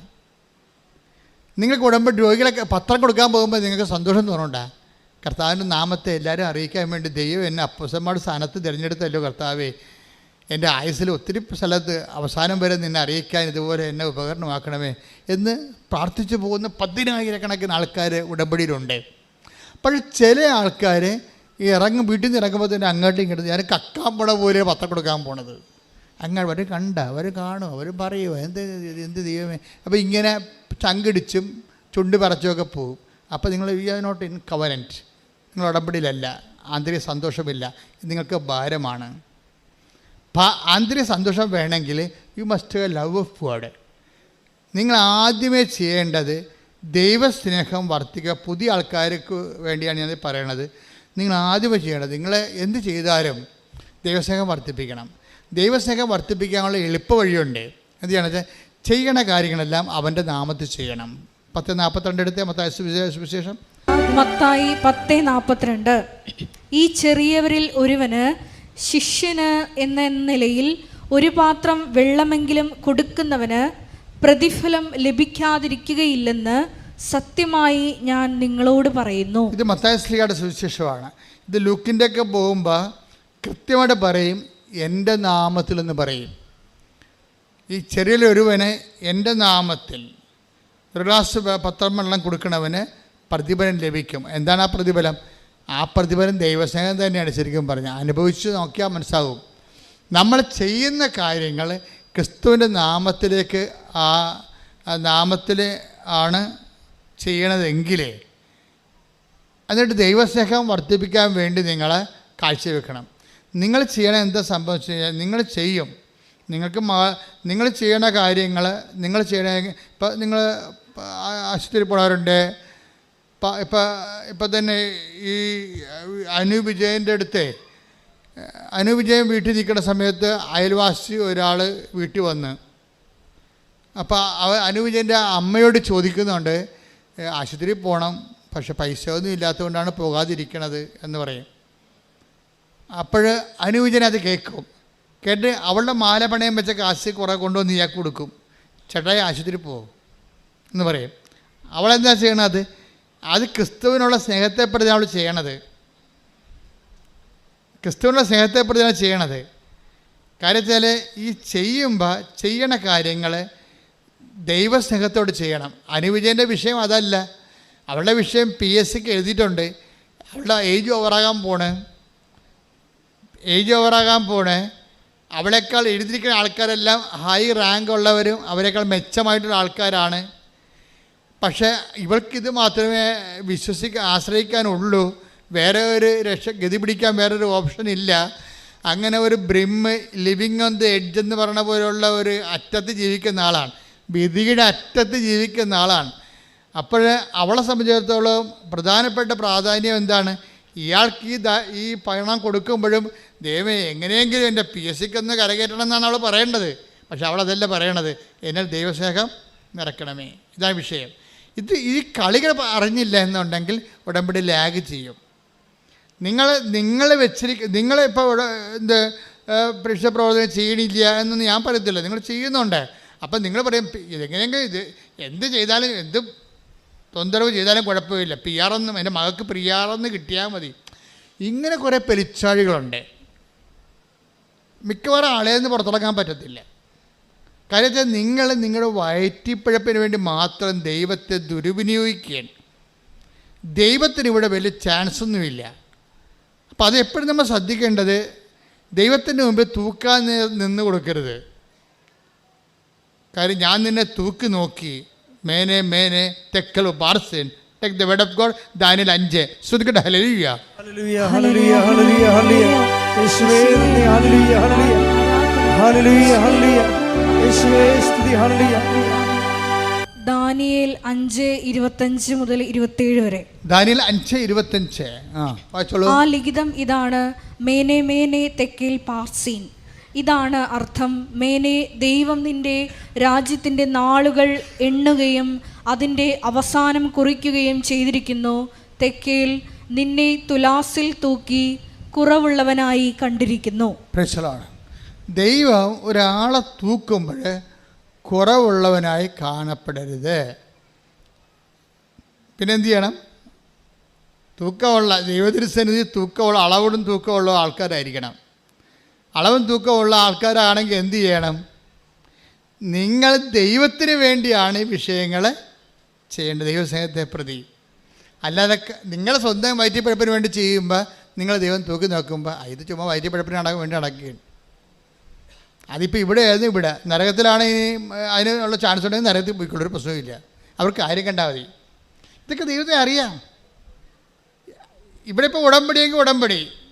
ഇതിപ്പോൾ നരകത്തിലാണ് പിശാചാണ് ഈ സാധനം കൊടുക്കണമെന്ന് വിചാരിച്ചോ, PR ഈ ഇട്ടിട്ട് അങ്ങോട്ട് പോയിക്കൊള്ളൂ, ഒരു പ്രശ്നമൊന്നുമില്ല. ആ വയറ്റിപ്പഴപ്പുകാരെപ്പോഴും മാറിക്കൊണ്ടേയിരിക്കും, ദൈവത്തിനെയും അവർ മാറ്റും.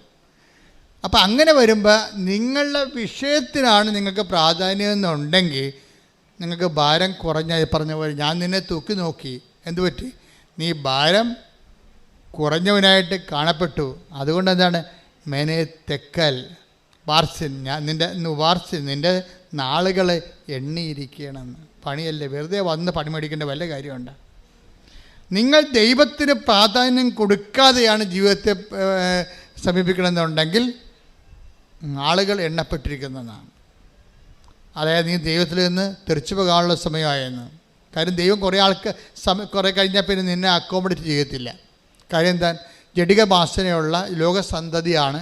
ഇതിനെയും ചുവന്നുണ്ടെന്നിട്ട് ഒരു കഥയും ഇല്ലെന്ന് വിചാരിച്ചുകൊണ്ട് നിൻ്റെ നാളുകൾ എണ്ണപ്പെട്ടിരിക്കുന്നു ദൈവത്തിൽ നിന്ന് പോകാനുള്ള. അപ്പോൾ എപ്പോഴും നമ്മൾ ദൈവത്തിൻ്റെ നിൽക്കുമ്പോൾ വളരെ ആധ്യാത്മികമായ ബുദ്ധി ഉപയോഗിക്കണം. എന്താണ്? ദൈവത്തിൻ്റെ ആ ഒരു ദൈവമേഖലയിൽ നിന്ന് മാറാതിരിക്കാൻ വേണ്ടി ദൈവത്തിന് പ്രാധാന്യം കൊടുത്തുകൊണ്ട് വേണം പ്രാർത്ഥനയുടെ എല്ലാ കാര്യങ്ങളും. കാരണം നിങ്ങളെ മക്കൾ, എൻ്റെ മക്കളുടെ വിസ, എൻ്റെ മക്കളുടെ PR, എൻ്റെ സ്ഥലം വിൽക്കണം, എൻ്റെ ജപ്തി മാറണം, ആ വിഷയം സെക്കൻഡറിയാക്കി കൊണ്ടുവരണം. ഫസ്റ്റ് വിഷയം എന്താണ്?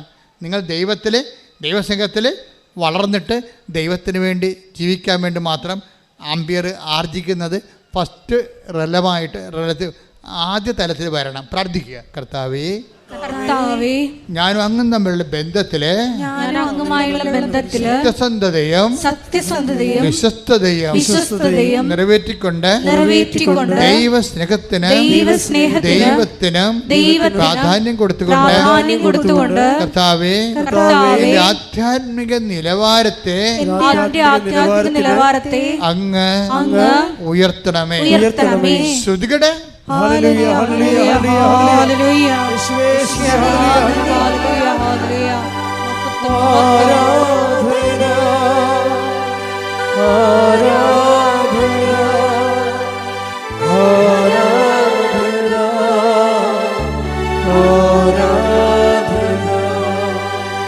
ആരാധന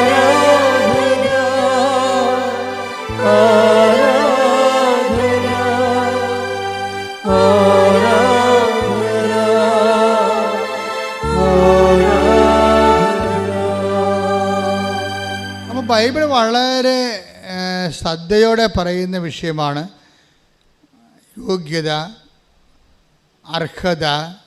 അതുപോലെ തന്നെ നമ്മളെപ്പോഴും ഇതിൻ്റെ അർഹതയും യോഗ്യതയും ഉടമ്പടി ഒത്തിരിയേറെ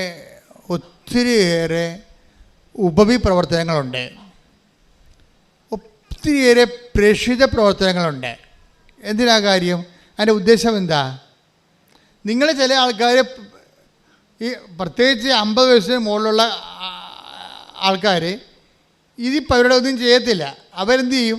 പ്രത്യക്ഷ പ്രാർത്ഥന 53 പ്രാവശ്യം ചെല്ലും, ഒരു പണി നടക്കത്തില്ല. അഭ്യാസമൊന്നും കാണിക്കരുത്, കാലപ്പടി നിലത്തിലടിക്കുന്ന അഭിപ്രായം. കാരണം അങ്ങനെയുള്ള ഇത് അവൻ പറയണ പോലെ ചെല്ലുകയല്ല, ചെയ്യണ പ്രാർത്ഥനയാണ്, ചെയ്യണ പദ്ധതിയാണ്. ഇതിൻ്റെ അകത്തെന്ന് പറയണത് നമ്മൾക്ക് ദൈവത്തിൻ്റെ കണ്ണിൽ പൊടിയിടാനൊന്നും പറ്റത്തില്ല. നിങ്ങൾക്ക് 53 പ്രാവശ്യം പ്രത്യക്ഷ പ്രാർത്ഥന ഉണ്ടെങ്കിൽ ഏതായാലും മൂലക്കുത്തി ഇരുന്നാൽ പോരെ, ചുമ്മാ ചെല്ലി വിട്ടാൽ മതി. അതിൽ പണി കൊണ്ടാ വീട്ടിലെ പണി പോലും ചെയ്യേണ്ട ആവശ്യമില്ല. വീട്ടിലെ പണി പോലും ഞാൻ ഇവിടെ പ്രാർത്ഥിക്കണമെന്ന് പറയും, അത്രേ ഉള്ളൂ. അപ്പോൾ ജീവിതത്തിൽ നിന്നും വീട്ടിൽ നിന്നും ഉത്തരവാദിത്തത്തിൽ നിന്ന് ഒളിച്ചോടാൻ വേണ്ടി ചില ആൾക്കാർ പ്രാർത്ഥനയുടെ പുതപ്പിൻ്റെ അകത്ത് കയറിയിരിക്കും. ഈ അഭ്യാസമൊന്നും ദൈവത്തിൻ്റെ അടുത്ത് ഈ ഉടമ്പടി നടക്കത്തില്ല. നിങ്ങൾ പ്രാർത്ഥനയുടെ എണ്ണം കൂട്ടി കാര്യമൊന്നുമില്ല. മര്യാദയ്ക്ക് അവിടെ എന്താ പറഞ്ഞിരിക്കണം നോക്കണം, അവൻ പറയണ പോലെ ചെയ്യുക. അത് ദൈവസ്നേഹത്തോടെ ചെയ്യണം, അല്ല ആക്കാനും വേണ്ടി ഒക്കെ അയക്കണ പോലെ ഒപ്പിക്കരുത്. ദൈവസ്നേഹത്തോടെ അവൻ പറയണ പോലെ ചെയ്യണം. ഇങ്ങനെ ചെയ്തു വരുമ്പോൾ എന്താ സംഭവം? എന്തിനാണ് ഇതൊക്കെ വെച്ചിരിക്കണമെന്ന് ചോദിച്ചു കഴിഞ്ഞാൽ, ദൈവത്തിൻ്റെ തിരുസന്നിധിയിൽ ഇപ്പോൾ ഉടമ്പടിയിലാണോ നിങ്ങൾ, അതിന് ഇൻഡിക്കേറ്ററുണ്ട്. അത് ഒരു ഇൻഡിക്കേറ്റർ ആന്തരിക സന്തോഷമാണ്. എല്ലാം ചെയ്യുമ്പോൾ ഒരു സന്തോഷം ഉള്ളിലുണ്ടെങ്കിൽ നിങ്ങൾ ഉടമ്പടിയിലാണ്. അതുപോലെ തന്നെ ഈ വിഷയങ്ങളൊക്കെ ഉടമ്പടിയുടെ എപ്പോഴും നിങ്ങളുടേതായിട്ടുള്ള സ്വതസിദ്ധമായ മെരിറ്റ് കീപ്പ് ചെയ്യണം. കാര്യം നിങ്ങൾ കോമ്പറ്റൻ്റ് അതോറിറ്റി ആണോ ദൈവമായിട്ട്? നിങ്ങൾ ആരുമായിട്ടാണ് ഉടമ്പടി ചെയ്തിരിക്കണത്? നിങ്ങൾ പഞ്ചായത്ത് പ്രസിഡൻറ്റുമായിട്ടൊന്നും അല്ല ഉടമ്പടി ചെയ്തിരിക്കണത്. ആരുമായിട്ടാണ്? നിങ്ങൾ ആ ഇക്വാലൻ്റ് പാർട്ട്ണർ അല്ല. ബേസിക്കായിട്ട് നിങ്ങളും ദൈവവും തമ്മിൽ ഉടമ്പടി ചെയ്യാൻ ഇക്വാലൻ്റ് പാർട്ട്ണർ, ഒരു തുല്യ പങ്കാളിയല്ല. ആണോ? ദൈവം നമുക്ക് ഉടമ്പടി ചെയ്യാൻ തുല്യ പങ്കാളിയല്ല. പിന്നെ തുല്യ പങ്കാളി അല്ലാത്ത ഒരാളുമായിട്ട് ഗതികെട്ടൊരു മനുഷ്യൻ ഉടമ്പടി ചെയ്യുമ്പോൾ നമ്മളെന്താ ചെയ്യേണ്ടത്? നമ്മൾ ദൈവത്തിൻ്റെ തുല്യ പങ്കാളിയാകാൻ വേണ്ടിയുള്ള പ്രൊവിഷൻസ് ഉണ്ട് ബൈബിളിൽ, അത് നമ്മൾ ഉപയോഗിക്കണം. അതിനാണ് ഞങ്ങൾ പ്രേക്ഷിത പ്രവർത്തനം തന്നിരിക്കണം നിങ്ങൾക്ക്. ബൈബിൾ അംഗീകരിച്ചിട്ടുള്ളതല്ലേ ചെയ്യാൻ പറ്റത്തുള്ളൂ, അല്ല അച്ഛൻ്റെ തലേക്കാരുടെ സാധനം ചെയ്യാൻ പറ്റത്തില്ല. ഒരു ഉടമ്പടിയുടെ തുല്യ പങ്കാളിയാകാൻ ബൈബിൾ നിശ്ചയിച്ചിട്ടുള്ള അർഹതാ പ്രവർത്തനങ്ങളുണ്ട്. ആ അർഹതാ പ്രവർത്തനങ്ങളിൽ ഒന്നെന്താണ്? പ്രേക്ഷിത പ്രവർത്തനമാണ്. കർത്താവിനെ അറിയാത്തവരെ അറിയിക്കുക. അതെങ്ങനെ അറിയിച്ചാൽ പോരാ, സന്തോഷത്തോടെ അറിയിക്കണം. രണ്ടാമത്തത് എന്താണ്? രണ്ടാമത്തത് ക്രിസ്തുവിനെ സഹിക്കുന്ന ആൾക്കാരിൽ ക്രിസ്തുവിനെ കണ്ടുകൊണ്ട് അവരെ ക്രിസ്തുവിൻ്റെ നാമത്തെ പരിചരിക്കണം. ഉപവിപ്രവർത്തനം വരുന്നത് അങ്ങനെയാണ്. ഈ രണ്ട് സംഭവങ്ങളാണ് രണ്ട് ചിറകായിട്ട് വരണത്. ഇതിൻ്റെ ചിറകാണ് ടൈം ഷോട്ട് ചെയ്യണത്. അപ്പോൾ എപ്പോഴും നമ്മൾ ചെയ്യണത് ഇത് പദ്ധതി പ്രാർത്ഥനയാണ്. ഇപ്പോൾ പദ്ധതി പ്രാർത്ഥനയാകുമ്പോൾ അതിൻ്റെ മിനിമം ഇതാണ് ഇതിൻ്റെ അർഹത എന്ന് പറയുന്നത്. അർഹത യോഗ്യത എന്നൊക്കെ പറയും. ഇപ്പം നോട്ട് ബൈ മെറിറ്റിൽ ഉടമ്പടി വർക്ക് ചെയ്യും, പക്ഷേ ഉടമ്പടി എടുക്കാൻ നിങ്ങൾക്കത് യോഗ്യത വേണം. കാര്യം നോട്ട് ബൈ മെറിറ്റിൽ ഉടമ്പടി വർക്ക് ചെയ്യണമെന്ന് പറഞ്ഞാൽ എന്താണെന്നറിയാവോ? ഇപ്പം നോട്ട് ബൈ മെറിറ്റ്, നിങ്ങളുടെ മെറിറ്റ് അല്ലാതെ ഉടമ്പടി വർക്ക് ചെയ്യും. ഇപ്പോൾ ക്യാൻസർ 4th സ്റ്റേജ് എന്ന് പറയും. അപ്പോൾ ഇന്നലെ ഒരു സാക്ഷ്യം വായിച്ചു. അതെന്ന് വെച്ചാൽ അവർ ഡോക്ടറുടെ അടുത്ത് ചെല്ലുമ്പോൾ അവർ പ്രഗ്നൻ്റ് അല്ല, 9 കൊല്ലമായിട്ട് മക്കളില്ല. ഡോക്ടറുടെ അടുത്ത് ചെന്ന് ടെസ്റ്റ് ചെയ്യുമ്പോൾ പ്രഗ്നൻ്റ് അല്ല. അവർ പുറത്തിറങ്ങി മടുത്തു, ഇനി ഒരു ഡോക്ടറും അടുത്തും പോണില്ല, ഒരു ആശുപത്രിയിലും പോണില്ല, ഞങ്ങൾ നിർത്തി എന്ന് പറഞ്ഞിട്ട് അവർ തീരുമാനമെടുക്കും. മാതാവിൻ്റെ അടുത്ത് ചെന്ന് അമ്മ കുഞ്ഞിനെ തരുമെങ്കിൽ മേടിക്കും, അല്ലെങ്കിൽ ദൈവത്തിൻ്റെ ഇഷ്ടം പോലെ എന്ന് പറഞ്ഞിട്ട് ഉടമ്പടി എടുക്കാൻ തീരുമാനിച്ചു. ഉടമ്പടി എടുക്കാൻ തീരുമാനിച്ചു കഴിഞ്ഞിട്ട് പിന്നെ അവർ കൃപാസനത്തിൽ വന്നിട്ടില്ല, എടുക്കാൻ തീരുമാനിച്ചതേ ഉള്ളൂ. അതുക്കുമ്പോൾ ടെസ്റ്റ് ചെയ്തപ്പോൾ കുഞ്ഞുങ്ങളില്ല. അച്ഛൻ ഇന്ന് ഞായറാഴ്ച കുർബാനക്കത് പറഞ്ഞായിരുന്നു. എന്താ സംഭവിച്ചിരിക്കേണ്ടത്? ടെസ്റ്റ് ചെയ്തപ്പോൾ അവർ പ്രഗ്നൻ്റാണ്. ഈ ദൈവ പദ്ധതിയുടെ രീതി അതാണ്. അതായത് നേരത്തെ സയൻറ്റിഫിക്കായി ടെസ്റ്റ് ചെയ്താണ് അവർ പ്രഗ്നൻ്റ് അല്ല. പക്ഷേ പിന്നെ സംഭവിച്ച കാര്യം എന്താണ്? അവർ ഉടമ്പടി എടുക്കാൻ തീരുമാനിച്ചു എന്നേ ഉള്ളൂ. ഉടമ്പടി എടുക്കാൻ തീരുമാനിക്കുമ്പോൾ സംഭവിക്കണത്, ചില ആൾക്കാർ വീട്ടിൽ ഇരുന്ന് ഉടമ്പടി എടുക്കാമെന്ന് വിചാരിച്ചാൽ മതി, അപ്പം തന്നെ ബ്ലെസ്സിങ്സ് വരാൻ തുടങ്ങും.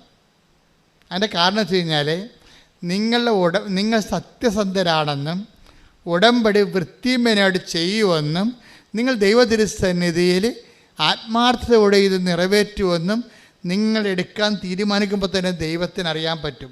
അതുകൊണ്ട് അപ്പം തന്നെ അനുഗ്രഹം വരാൻ തുടങ്ങും. ചില ആൾക്കാർ ഉടമ്പടി എടുത്ത് 4 ഒന്ന് പുതുക്കിയാൽ പോലും ദൈവം തിരിഞ്ഞു നോക്കത്തില്ല. എന്താ കാര്യം? അവരെ ഉടമ്പടി എടുത്ത കാലത്ത് എന്ത് സ്വഭാവമായിരുന്നു അത് തന്നെയാണ് ഇപ്പോഴും. എന്ത് സ്വഭാവമായിരുന്നു ഉടമ്പടി എടുക്കുന്ന കാലത്ത് അവർക്ക് ഒരു മാറ്റം അവർക്കില്ല. പിന്നെ ചെയ്തില്ല, പത്രം കൊടുത്ത് രോഗികളെ പോയി കണ്ടാക്കുന്നുണ്ട്. ഇങ്ങനെ എല്ലാത്തിനും ഇങ്ങനെ പെട്ടെന്ന് ഉത്തരം പറയും. പക്ഷേ എന്ത് അരൂപിയിലാണിത് ചെയ്തിരിക്കുന്നത്? നിങ്ങൾ എന്ത് ചെയ്താലും ഈശോ ചോദിക്കും, എന്ത് ചെയ്തു എന്നുള്ളതല്ല, എന്ത് അരൂപി ചെയ്തെന്നാണ് ചോദിക്കണേ. അതാണ് എൻ്റെ അത് പണി എല്ലാവരും മേടിക്കണേ ഇവിടെ വെച്ചാണ്. എന്ത് ചെയ്യുക എന്ന് നമുക്ക് എന്തും ചെയ്യാം, പക്ഷേ എന്ത് അരൂപി ചെയ്ത്? ദൈവത്തിന് വേണ്ടിയാണോ ചെയ്തത് അതോ മനുഷ്യൻ്റെ പ്രീതിക്ക് വേണ്ടിയാണോ ചെയ്തത്? അതാണ് ചോദിക്കണത്. പല കാര്യങ്ങളും ചെയ്യണത്, ലോകത്തിലുള്ള ആൾക്കാർ ചെയ്യണത് മനുഷ്യൻ്റെ പ്രീതിക്ക് വേണ്ടി ചെയ്യും. ചിലപ്പോൾ ഇലക്ഷനിൽ വോട്ടിന് ലക്ഷ്യമാക്കി ചെയ്യും. അങ്ങനെ ഓരോ വിഷയം ഉദ്ദേശിച്ച് ചെയ്യും. പക്ഷേ അരൂപി നമ്മൾ ദൈവത്തിന് വേണ്ടിയാണ് ചെയ്യണമെന്നുണ്ടെങ്കിൽ ഭൗതിക ലാഭനഷ്ടങ്ങൾ അവിടെ റെഫറൻസ് വരുന്നില്ല.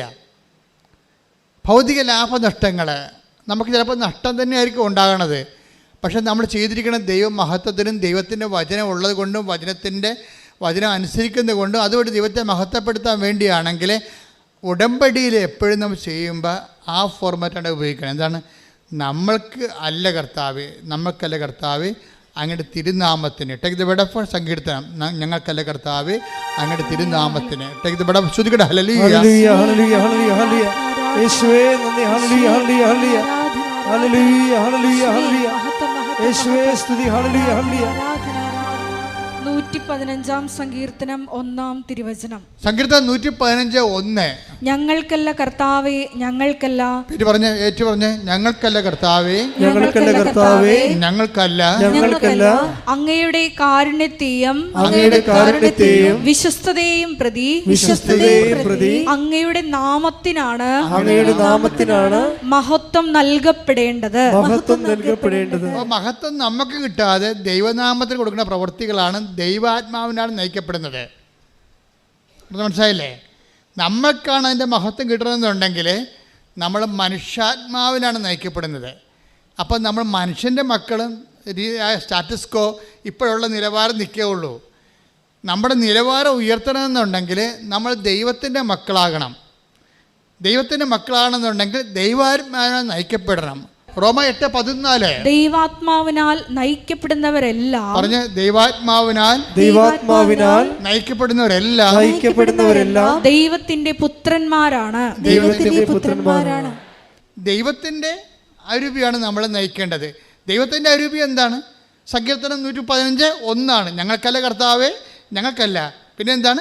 അങ്ങയുടെ തിരുനാമത്തിന് മഹത്വം ഉണ്ടാകട്ടെ. അപ്പോൾ എല്ലാ പ്രവർത്തനങ്ങളുടെയും ഉദ്ദേശം ദൈവത്തിൻ്റെ നാമത്തിൻ്റെ മഹത്വമാണെങ്കിൽ we are leading by the holy spirit. ദൈവത്തിൻ്റെ ആത്മാവിനെ നയിക്കപ്പെടുകയാണ്. അപ്പോൾ എന്താ സംഭവിക്കുന്നത്? We will become the children of God. നമ്മൾ ദൈവത്തിൻ്റെ മക്കളായി മാറും. ഉടമ്പടിയുടെ നിലവാരപ്പെടുത്തലിൻ്റെ ഇങ്ങനെയാണ് വരണത്. അപ്പം നിങ്ങൾ എന്ത് ചെയ്താലും ദൈവാത്മാവിനാൽ ദൈവത്തിൻ്റെ മഹത്വത്തിന് വേണ്ടി ചെയ്യണം. ദൈവത്തിൻ്റെ മഹത്വത്തിന് വേണ്ടി ചെയ്യുന്നവർ ദൈവാത്മാവ് നയിക്കപ്പെടുന്നവരാണ്. ദൈവാത്മാവ് നയിക്കപ്പെടുന്നവർ റോമ 8:14 അനുസരിച്ചുകൊണ്ട് ദൈവത്തിൻ്റെ മക്കളാണ്. കൈയടിച്ച് ശ്രദ്ധിക്കട്ടെ. ഹല്ലേലൂയ. ഹല്ലേലൂയ, ഹല്ലേലൂയ, ഹല്ലേലൂയ. യേശുവേ, ഞങ്ങളെയും ദൈവ മക്കളുടെ പദവിയിലേക്ക് ഉയർത്തണമേ, സ്വന്തമാക്കണമേ. മഹത്വം മഹത്വം യേശുവിനെ, ഞങ്ങൾക്കല്ല കർത്താവേ, ഞങ്ങൾക്കല്ല കർത്താവേ, മഹത്വം മഹത്വം യേശുവിനെ. കളിമൺ പാത്രങ്ങൾ ഞങ്ങൾ, അയോഗ്യദാസരാം ഞങ്ങൾ. കളിമൺ പാത്രങ്ങൾ ഞങ്ങൾ, അയോഗ്യദാസരാം ഞങ്ങൾ. ബലഹീനരാകും ഞങ്ങളെ ഉയർത്തി യേശുവിനാണ് മഹത്വം. ബലഹീനരാകും ഞങ്ങളെ ഉയർത്തി യേശുവിനാണ് മഹത്വം. മഹത്വം മഹത്വം യേശുവിനെ, മഹത്വം മഹത്വം യേശുവിനെ. പരിശുദ്ധ പരമ ദിവ്യകാരുണ്യത്തിന് നേരവും ആരാധനയും സ്തുതിയും പുകഴ്ചയും ഉണ്ടായിരിക്കട്ടെ. അപ്പോൾ ദൈവാത്മാവിനെ നയിക്കപ്പെടുകയും ദൈവത്തിൻ്റെ മക്കളാകുകയും ചെയ്യുന്നതാണ് ഇതിൻ്റെ അർഹത എന്ന് പറയുന്നത്. ബൈബിൾ എപ്പോഴും നമ്മുടെ അർഹതയെക്കുറിച്ച് പറയും. ഇപ്പോൾ മത്തായിയുടെ സുവിശേഷം 10:13, ആ ഭവനം അർഹതയുള്ളതാണെങ്കിൽ, അതാണ് സംഭവം, ആ ഭവനം അർഹതയുള്ളതാണെങ്കിൽ നിങ്ങളുടെ സമാധാനം അതിൽ വസിക്കട്ടെ, അതിൽ വസിക്കട്ടെ. ഈ ഉടമ്പടി ഭരിക്കണമെങ്കിൽ എന്ത് വേണം? ഒരു ബേസിക് അർഹത വേണം. മനസ്സിലായില്ലേ? ബേസിക് അർഹത വേണം ഉടമ്പടി ഭരിക്കണമെങ്കിൽ. അർഹത എന്ന് പറഞ്ഞാൽ എന്താണ്? ദൈവത്തിൻ്റെ വചനങ്ങളെ അക്സെപ്റ്റ് ചെയ്യാനും ഉള്ളൊരു തുറവി.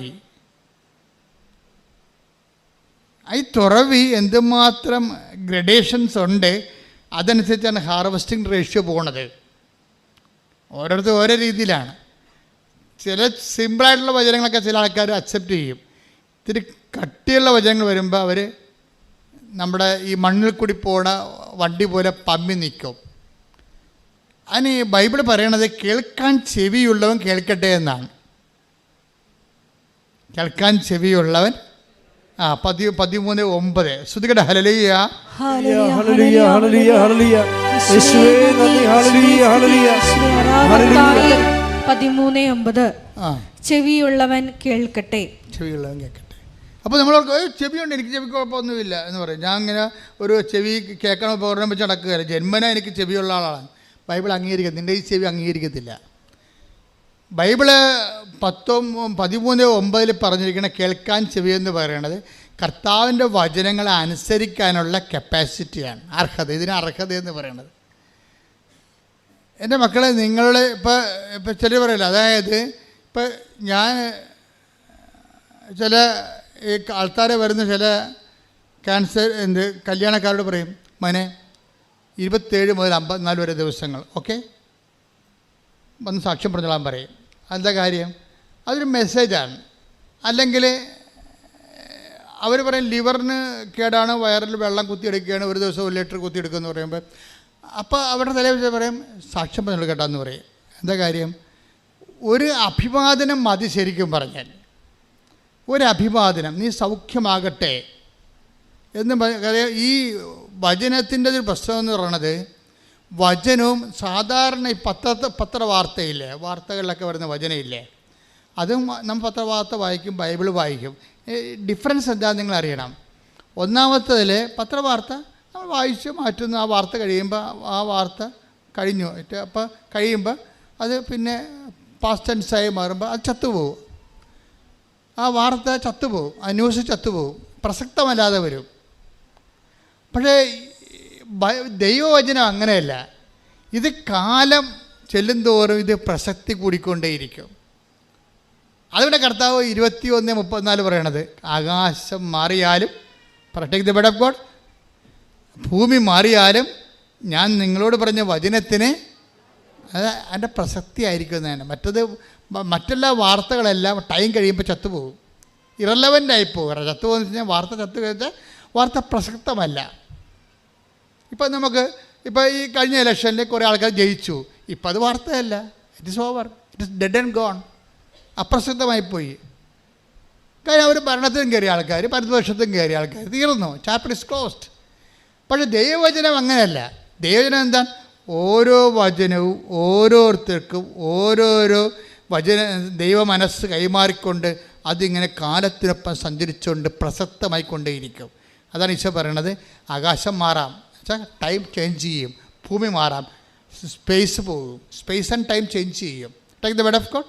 ലൂക്ക 21:33. ആകാശവും ഭൂമിയും കടന്നു പോകും. പറഞ്ഞേ, ആകാശവും ഭൂമിയും കടന്നു പോകും. എന്നാൽ എന്റെ വാക്കുകൾ കടന്നു പോവുകയില്ല. അപ്പം ഇത് റെലവൻ്റ് ആയിട്ട് അപ്ഡേറ്റ് ആണ് നിൽക്കും. 2000 കൊല്ലം കഴിഞ്ഞാലും ഈ വചനം അന്നത്തെ ജനതയ്ക്ക് പ്രസക്തമായിട്ട് നിൽക്കും. ആർക്കാണ്? ഏത് ജനതയ്ക്കാണ്? ദൈവാത്മാവിനാൽ നയിക്കപ്പെടുകയും ദൈവത്തിനായി ഹൃദയം സമർപ്പിക്കുകയും ചെയ്തിരിക്കുന്ന, ദൈവത്തെ അന്വേഷിക്കുന്ന തലമുറയ്ക്കാണ്, അല്ലാത്ത ആൾക്കാർക്കല്ല. കാര്യം അതിൻ്റെ ആ തലമുറയെ സംബന്ധിച്ചിടത്തോളം ദൈവം കമ്മ്യൂണിക്കബിളാണ് എപ്പോഴും. സ്തുതിക്കട്ടെ മക്കളെ. ഹല്ലേലൂയ, ഹല്ലേലൂയ, ഹല്ലേലൂയ.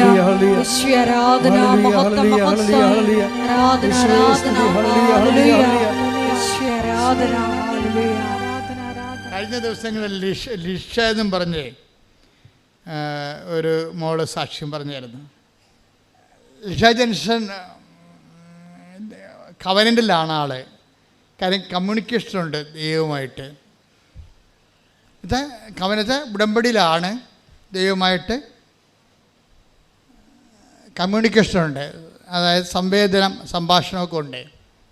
അതെങ്ങനെയെന്ന് വെച്ച് കഴിഞ്ഞാൽ അവൾ 3 പ്രാവശ്യം ഓസ്ട്രേലിയ പോകാൻ വേണ്ടി ലിഷ ഏജൻറ്റിൻ്റെ അടുത്ത് പൈസ കൊടുക്കും, ഏജൻറ്റിൻ്റെ അടുത്ത് അവളുടെ ബയോഡേറ്റ എല്ലാം കൊടുക്കും, മാർക്കിസ്റ്റൊക്കെ എല്ലാം കൊടുക്കും.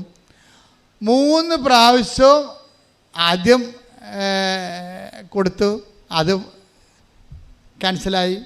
പിന്നെയും ലിഷ കൊടുക്കും, ക്യാൻസലാകും. 3ാമതും കൊടുത്ത്. അപ്പോൾ ഒരു കൊല്ലം മുഴുവനും, ഒരു കൊല്ലം കൊണ്ടാണ് 3 പ്രാവശ്യം ഓസ്ട്രേലിയൻ വിസ കിട്ടാൻ വേണ്ടി, പഠിക്കാൻ വേണ്ടി കൊടുക്കണത്. 3 പ്രാവശ്യം ആ ക്യാൻസലായിട്ട് വേസ്റ്റ്, ഒരു വർഷം വേസ്റ്റായി.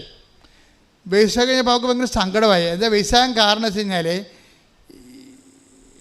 അതായത് ഫണ്ട് വെക്കാൻ കാണിക്കാൻ പറയും. സെക്യൂരിറ്റി 6 മാസത്തെ സെക്യൂരിറ്റി ഫണ്ട് കാണിക്കാൻ പറയും. 6 മാസം നിങ്ങൾ 6 മാസത്തെ സ്വന്തം അക്കൗണ്ടിൽ പണം ഉള്ളത് കാണിക്കാൻ പറയും. അപ്പോൾ സ്വന്തം അക്കൗണ്ടിൽ പണമില്ല. പണമില്ലാത്തതിന് അപ്പോൾ പറയും നിങ്ങൾ അതിന് പകരം ലോൺ എടുക്കാൻ പറയും. പക്ഷേ ലിഷയ്ക്ക് ലോൺ എടുക്കാൻ പറ്റത്തില്ല. എന്താ കാര്യം? ആങ്ങളൊക്കെ ലോൺ എടുത്തിട്ടുണ്ട്. ആങ്ങള ഓസ്ട്രേലിയയിലാണ്, വീടും പറമ്പും അവന് വേണ്ടി പണയം വെച്ചിരിക്കുകയാണ്. അപ്പോൾ ബാങ്കുകാർ പറയും നിങ്ങൾ കടപ്പെടുത്തിയിരിക്കുകയാണ്, ആങ്ങളയ്ക്ക് വേണ്ടി കടപ്പെടുത്തിയാണ്, ആ കടങ്ങൾ നിൽക്കുകയാണ്, അതുകൊണ്ട് നിങ്ങൾക്ക് തരാൻ പറ്റുകയെന്ന് പറയും. പിന്നെ വേറെ ഏജൻറ്റുമാർ പറയും അതൊന്നും കുഴപ്പമില്ല, ഞങ്ങൾ ശരിയാക്കി തരാൻ പറഞ്ഞ് ഇവർ വാങ്ങിച്ചുകൊണ്ട് പോകും. എന്തിനാണ് കാര്യം? അവർക്കറിയാം ഈ പോകാൻ വേണ്ടി നിൽക്കുന്ന ആൾക്കാർ കിഡ്നി വിറ്റെങ്കിലും പോകുമെന്നറിയാം. അതുകൊണ്ട് ഏജൻറ്റുമാരല്ല. പിന്നെയും കാശ് വെക്കയുടെ കാര്യം പറയുമ്പോൾ ഏജൻറ്റുമാർ കാശ് കൊടുക്കാൻ സമയമായി, അതിൻ്റെ അത് അക്കൗണ്ടിൽ പൈസ കാണിക്കണമെന്ന് പറയുമ്പോൾ ലിഷാവിടെ പൈസ ഒന്നും ഇല്ലെന്ന് പറയും. അവരങ്ങനെ പോകും. അങ്ങനെയാണ് 3 പോയി. പോകുമ്പോൾ എനിക്ക് ഭയങ്കര സങ്കടമായി. അവൾ പറഞ്ഞ് ഞാൻ ഇന്ത്യയിൽ തന്നെ നിന്നോളാം, ഉടമ്പടി എടുത്തിട്ട് പറയും ഞാൻ ഇന്ത്യയിൽ തന്നെ, എനിക്ക് ജീവിക്കാനുള്ള മാർഗം കാണിച്ചു തന്നാൽ മതിയെന്ന് പറയും. അപ്പോൾ കമ്മ്യൂണിക്കേഷൻ ഉണ്ടായ കാരണം അവൾ ബൈബിൾ എടുത്തപ്പോൾ കമ്മ്യൂണിക്കേഷൻ ഉണ്ട്. നമ്മൾ ബൈബിൾ എടുത്താലും അതിൻ്റെ അകത്ത് ഈശോ സ്റ്റാറ്റസ് പറയും. സ്റ്റാറ്റസ് എന്താ പറഞ്ഞിരിക്കണമെന്ന് പറഞ്ഞാൽ അവൾ സങ്കടപ്പെട്ടു. 3 പ്രാവശ്യം ഇങ്ങനെ ഫ്ലോപ്പായില്ലേ ഓസ്ട്രേലിയ 3 പ്രാവശ്യം ഫ്ലോപ്പായി. ഇനി എന്താ ജീവിതമെന്ന് അറിയാൻ പാടില്ലാതെ കർത്താവ് എന്താണ് എന്നെക്കുറിച്ചുള്ള നിൻ്റെ പദ്ധതി എന്ന് പറഞ്ഞിട്ട് വിശ്വപ്രമാണം ചെയ്തിരിക്കുന്നത് ഓപ്പൺ ചെയ്തപ്പോൾ പറഞ്ഞു നീ ഓടണ്ട, ചാടുകയും വേണ്ട, വെയിറ്റ് ചെയ്യാൻ പറയും. നീ തിരക്ക് ഈ ഓടുന്ന വണ്ടിയിടത്ത് കിടന്ന് ഓടുകയാണ് നീ. ഓരോ ഏജൻറ്റുമാർ പറഞ്ഞ കേട്ടിട്ടുണ്ട് ഓടണ്ട. അത് അപ്പോൾ അത് മാതാവ് ഈശോ അവളോട് സംസാരിച്ചു. അത് സംസാരിച്ചപ്പോൾ അവർക്ക് ആന്തരിക അഭിഷേകം കിട്ടി. അപ്പോൾ ആ ഭയമെല്ലാം മാറി. എനിക്ക് ജീവിതമില്ല, ഇനി ഞാൻ തീർന്നല്ലോ. അപ്പം ചേട്ടായി പഠിക്കാൻ പോയത് കാരണമാണ് എനിക്ക് പിന്നെ പൈസ കൊടുക്കാൻ പറ്റാവുന്നത്, ഇനി എനിക്ക് ജീവിതമില്ല എന്ന് പറഞ്ഞ് അവൾ ഇരിക്കുന്ന സമയത്ത് കർത്താവ് അവളോട് സംസാരിച്ചു. എന്താണ്? അതാണ് ഈ ഉടമ്പടി കറക്റ്റാണെന്നുണ്ടെങ്കിൽ കമ്മ്യൂണിക്കേഷൻ ഉണ്ടാവും. നിങ്ങൾക്കിപ്പോൾ നിങ്ങൾ ഉടമ്പടിയിലാണെങ്കിൽ അരമണിക്കൂർ ബൈബിൾ വായിക്കണമെങ്കിൽ നിങ്ങൾക്ക് ഒരു പ്രതിസന്ധി വന്നു കഴിഞ്ഞാൽ ഇനി എന്ത് ചെയ്യണം, ഇനി എങ്ങോട്ട് പോകണം, ദൈവത്തെക്കുറിച്ച് എന്നെക്കുറിച്ചുള്ള ദൈവത്തിൻ്റെ പദ്ധതി എന്താണ് എന്ന് ചോദിച്ചാൽ പച്ചവെള്ളം പോലെ നീ ഉടമ്പടി സത്യസന്ധമാണെങ്കിൽ പറയും. അതായത് 52:12 നിങ്ങൾ തിടുക്കം കൂട്ടേണ്ട, നിങ്ങൾ തിടുക്കം കൂട്ടണ്ട, വേഗം ഓടുകയും വേണ്ട. കർത്താവ് നിങ്ങളുടെ മുൻപിൽ നടക്കും. Presence and communication. പ്രസൻസ് ഉള്ളത് കൊണ്ട് തന്നെ കമ്മ്യൂണിക്കേഷനും ഉടമ്പടി വരുമ്പോൾ സത്യസന്ധമായ ഉടമ്പടിയാണെങ്കിൽ പ്രസൻസ് ഉണ്ടാവും. പ്രസൻസ് ഉണ്ടെങ്കിൽ കമ്മ്യൂണിക്കേഷൻ ഉണ്ടാവും. പ്രസൻസ് എന്ന് പറയുന്നത് എന്താണ്? സാന്നിധ്യം. കമ്മ്യൂണിക്കേഷൻ എന്താണ്? സംഭാഷണം. അപ്പോൾ സാന്നിധ്യവും സംഭാഷണവും ഉടമ്പടിയുടെ പ്രധാനപ്പെട്ട സംഭവമാണ്. അതായത് നിങ്ങൾക്കറിയാമല്ലോ, ഈ സാന്നിധ്യവും സംഭാഷണവും കിട്ടണതിൽ ഇവിടെ ആൾക്കാർ പറയുന്ന സാക്ഷി നോക്കിക്കഴിഞ്ഞാൽ ഒരു 50-60% പേരും ചെറുപ്പക്കാരാണ്, പ്രായമുള്ളവരല്ല, ചെറുപ്പക്കാരാണ്. അതിൻ്റെ കാരണം എന്ന് വെച്ച് കഴിഞ്ഞാൽ അച്ഛൻ പറയുന്ന പ്രഭാഷണങ്ങൾ അവർ കൃത്യമായിട്ട് മാത്തമാറ്റിക്കലായിട്ട് ഈ സാധനം അക്സെപ്റ്റ് ചെയ്യും. കാര്യം ഇത് ഈ ഫോർമുലയിൽ വർക്ക് ചെയ്യണതാണല്ലോ. അത് നമ്മുടെ കരിസ്മാറ്റിക് ധ്യാനമോ മറ്റു ധ്യാനങ്ങളെ പോലെയുള്ള സംഭവമല്ല. ഉടമ്പടിയിൽ അതിൻ്റെ കറക്റ്റ് ഫോർമുലയും ഫോർമാറ്റും ഉണ്ട്. അത് കറക്റ്റ് നമ്മൾ അപ്ലൈ ചെയ്യണമെന്നുണ്ടെങ്കിൽ കറക്റ്റ് ആൻസർ നമുക്ക് കിട്ടും. അപ്പോൾ എന്താ പറയണത്? ഇപ്പോൾ ഈശോ എന്താ പറയണത്? നീ വിഷമിക്കണ്ട, നിന്നെക്കുറിച്ച് എനിക്ക് പദ്ധതിയുണ്ട്. നീ എൻ്റെതല്ലാത്ത പദ്ധതി കൊണ്ട് ചാടിയത് കൊണ്ടാണ് നിനക്ക് ഒരു കൊല്ലം പോയത്. അതിൻ്റെ പേര് നീ സങ്കടപ്പെടണ്ട, പരിഭ്രമിക്കണ്ട, ഓടണ്ട, നിൽക്ക് എന്ന് പറഞ്ഞ് വെയിറ്റ് ചെയ്യാം. അത് കേട്ടോടെ അവർക്ക് സന്തോഷമായി. ദൈവവചനം നമ്മൾ കേട്ടാൽ നമ്മൾ ഓൺലൈൻ ഉടമ്പടിയിൽ ദൈവമായിട്ട് ഓൺലൈനാണെങ്കിൽ നമുക്ക് സന്തോഷം തോന്നും. അല്ലെങ്കിൽ നിങ്ങൾക്ക് ദൈവമായിട്ട് നിങ്ങൾക്ക് അടുപ്പമില്ലാത്തവൻ ബൈബിൾ വായിക്കാൻ പോകാതിരിക്കണം നല്ലത്. എന്ന് വെച്ച് കഴിഞ്ഞാൽ നിങ്ങൾക്ക് മനസ്സിലാവത്തില്ല. അതാണ് പ്രശ്നം. ദൈവയുടെ അടുപ്പമുണ്ടെങ്കിൽ നിങ്ങൾ ക്രിസ്ത്യാനി അല്ലെങ്കിൽ ബൈബിൾ മനസ്സിലാവും. കാര്യം ബൈബിള് ദൈവസ്നേഹത്തിൻ്റെ പുസ്തകമാണ്, കമ്മ്യൂണിക്കേഷനുള്ള പുസ്തകമാണ്. ബൈബിൾ ഇപ്പോൾ നിങ്ങൾ ക്രിസ്ത്യാനി അല്ലെന്ന് വിചാരിച്ചോ, അപ്പോൾ നിങ്ങൾക്ക് ദൈവസ്നേഹമുണ്ട്. നിങ്ങളുടെ ഉടമ്പടി ഓക്കെ ആണെങ്കിൽ കമ്മ്യൂണിക്കബിൾ ആകും നിങ്ങൾ ദൈവമായിട്ട്. നിങ്ങൾ നടക്കേണ്ട വഴി നിൻ്റെ മുഖത്തൊട്ടേക്ക് ദി വേർഡ് ഓഫ് ഗോഡ്. സങ്കീർത്തനം 32:8. 32-ാം സങ്കീർത്തനം 8-ാം തിരുവചനം. 32-ാം സങ്കീർത്തനം 8-ാം തിരുവചനം. ഞാൻ നിന്നെ ഉപദേശിക്കാം എന്ന് പറഞ്ഞ് ഞാൻ നിന്നെ ഉപദേശിക്കാം, നീ നടക്കേണ്ട വഴി കാണിച്ചു തരാം, ഞാൻ നിന്റെ മേൽ ദൃഷ്ടി ഉറപ്പിച്ച് നിന്നെ ഉപദേശിക്കാം. ഉപദേശം counselling. God is wonderful counselling. ദൈവം എപ്പോഴും നമ്മളെ വഴികളിൽ വചനത്തിലൂടെ, ദർശനത്തിലൂടെ, സ്വപ്നത്തിലൂടെ എല്ലാം നമുക്ക് ഡയറക്റ്റ് ചെയ്തുകൊണ്ടിരിക്കും. അത് ഏറ്റവും ടോപ്പ് ഉടമ്പടിയിലാണ് ഏറ്റവും കൂടുതൽ സംഭവിക്കുന്നത്. ആൾക്കാരെ ദൈവം ഇങ്ങനെ ഉപദേശിച്ചു കൊണ്ടിരിക്കും, നടക്കേണ്ട വഴി കാണിച്ചുകൊണ്ടിരിക്കും. അപ്പോൾ ഇവൾ പറയും, ഈശോ എൻ്റെ മനസ്സിലൊരു വഴിയും കാണുന്നില്ല എന്ന് പറയും. ഉടനെ ഇവിടെ അപ്പ പറയും, എടി ഞാനും അമ്മയും കൂടി ഒരു തീരുമാനം എടുത്തിട്ടുണ്ട്, നിന്നെ അമേരിക്ക വിടാം. അമേരിക്കനാ? ആസ്ട്രേലിയ പോകാൻ പാടുള്ളത് ഞാനാണ്, അമേരിക്ക പോകാൻ പാടുള്ളത്, നിങ്ങൾ എന്നാ പറയണമെന്ന് ചോദിച്ചു. അല്ല, ഞങ്ങളുടെ മനസ്സിൽ അങ്ങനെ തോന്നണം, നിന്നെ അമേരിക്ക പഠിക്കാൻ വിടാമെന്ന് വിചാരിക്കും. അപ്പനും അമ്മ ഇവൾക്ക് കോൺഫിഡൻസ് ഇല്ല. അപ്പം ദൈവം ഇപ്പം ബാറ്റൺ അപ്പൻ്റെ അമ്മയെ കൈ കൊടുത്തിരിക്കുകയാണ്. ഇപ്പം നിങ്ങൾക്കറിയാമല്ലോ, നിങ്ങൾക്ക് ഒരു കുഞ്ഞിനെ ദൈവം തരണ മുമ്പ് തന്നെ നിങ്ങൾക്ക് ആ കുഞ്ഞിനെ വളർത്താനും ഉയർത്താനും ഉള്ള കഴിവ് തന്നിട്ടുണ്ട് ദൈവം. കുഞ്ഞുങ്ങൾക്ക് വേണ്ടി പ്രാർത്ഥിക്കുമ്പോൾ ആ കുഞ്ഞുങ്ങൾക്ക് വേണ്ടി പ്രാർത്ഥിക്കുന്നത് വെച്ച് നിങ്ങൾ വിശുദ്ധീകരിക്കപ്പെടുകയും ചെയ്യും. മക്കൾ ഉണ്ടാകണതും നല്ലതാണ്, മക്കളില്ലാത്തതും നല്ലതാണ്. മക്കളില്ലാത്തതെങ്കിൽ അതിൻ്റെ സങ്കടം വെച്ചുകൊണ്ട് ദൈവഹിതമായിട്ട് അക്സെപ്റ്റ് ചെയ്ത് പോകുമ്പോഴും നിങ്ങൾക്ക് നിത്യതയിൽ അത് കൃപയായിട്ട് മാറും. മക്കളുണ്ടെന്നുണ്ടെങ്കിൽ മക്കൾക്ക് ഉള്ളതിൻ്റെ പേരിൽ നിങ്ങൾ അവർക്ക് വേണ്ടി പ്രാർത്ഥിച്ചുകൊണ്ടും അവരെ വളർത്തിക്കൊണ്ടും നിങ്ങൾ വിശുദ്ധി പ്രാപിക്കാം. എൻ്റെ മക്കളുണ്ടോ ഇല്ലയോ എന്നുള്ളതല്ല പ്രശ്നം, are you in the kingdom of God or not? ദൈവം അത്രയും നോക്കത്തുള്ളൂ. നിങ്ങൾ ദൈവരാജ്യത്തിലാണോ അല്ലയോ? നിങ്ങൾ ദൈവരാജ്യത്തിലാണെങ്കിൽ ഈ ലോകത്തിൻ്റെ ആൾക്കാർക്ക്, പല ആൾക്കാർക്ക് ഉള്ള പല സംഭവങ്ങളും നിങ്ങൾക്കില്ല എന്ന് വിചാരിച്ചുകൊണ്ട് നിങ്ങൾ ദൈവപൈതലെന്ന രീതിയിലുള്ള നിങ്ങളുടെ ആന്തരിക സന്തോഷത്തെ ആരും എടുത്ത് കളയത്തില്ല. ഈശോ പറഞ്ഞിട്ടുണ്ട്, അന്നാളുകളിൽ ഞാൻ നിങ്ങൾക്ക് തരുന്ന സന്തോഷം ആരും നിങ്ങൾ ഇന്ന് take the word of God.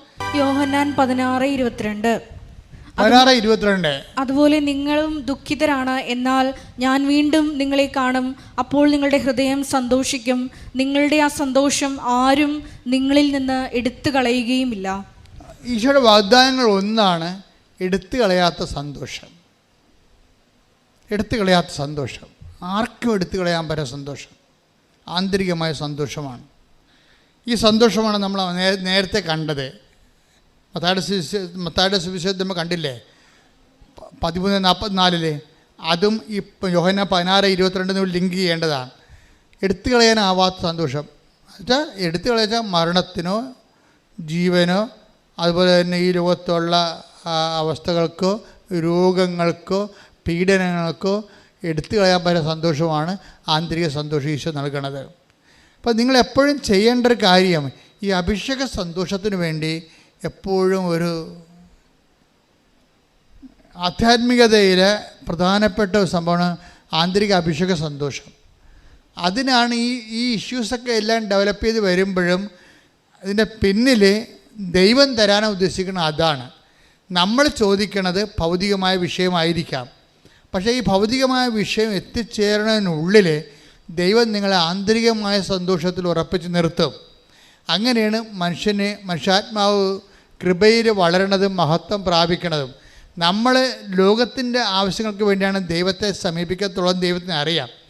ആ ഒരു ലൂപ്പ് ഹോൾ പ്രൊവിഷൻ ഉപയോഗിച്ചുകൊണ്ടാണ് ദൈവം നിത്യജീവിതത്തിന് വേണ്ടി നമ്മുടെ ആത്മാവിനെ കൃപയിൽ ഒരുക്കണത്. കൈയടിച്ച്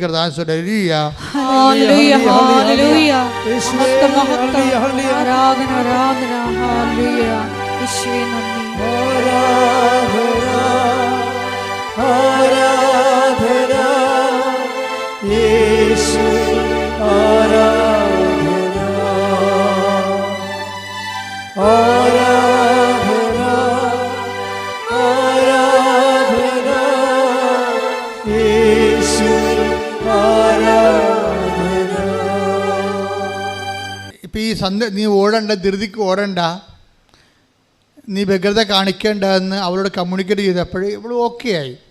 അപ്പോൾ ഓക്കെ ആയപ്പോൾ കർത്താവിനോട് പറഞ്ഞത്, എനിക്ക് നാട്ടിലെവിടെയെങ്കിലും ജോലി കിട്ടിയാൽ മതി, പ്രശ്നങ്ങളൊന്നുമില്ല, ഞാൻ ഹാപ്പിയാണെന്ന് പറഞ്ഞു. എനിക്കിപ്പോൾ വിദേശത്ത് തന്നെ പോകണം നിർബന്ധമൊന്നുമില്ല എന്ന് പറയുമ്പോൾ അപ്പോൾ ആന്തരികമായിട്ട് അവൾ കണ്ടൻറ്റഡായി ശരിക്കും. പക്ഷെ കണ്ടൻറ്റഡ് ആയെങ്കിലും കർത്താവ് അവൾക്ക് അതിനേക്കാൾ വലിയ കാര്യങ്ങൾ സെറ്റ് ചെയ്ത് വെക്കുന്നത് കൊണ്ടാണ് ഈ ആശ്ചര്യം പോയി കളഞ്ഞത്. അപ്പോഴും നമ്മൾ മനസ്സിലാക്കണം, നമ്മുടെ ഉന്നതയും ഉയർച്ചയുമാണ് ദൈവം ആഗ്രഹിക്കുന്നത്, അല്ല നമ്മുടെ തകർച്ചയല്ല.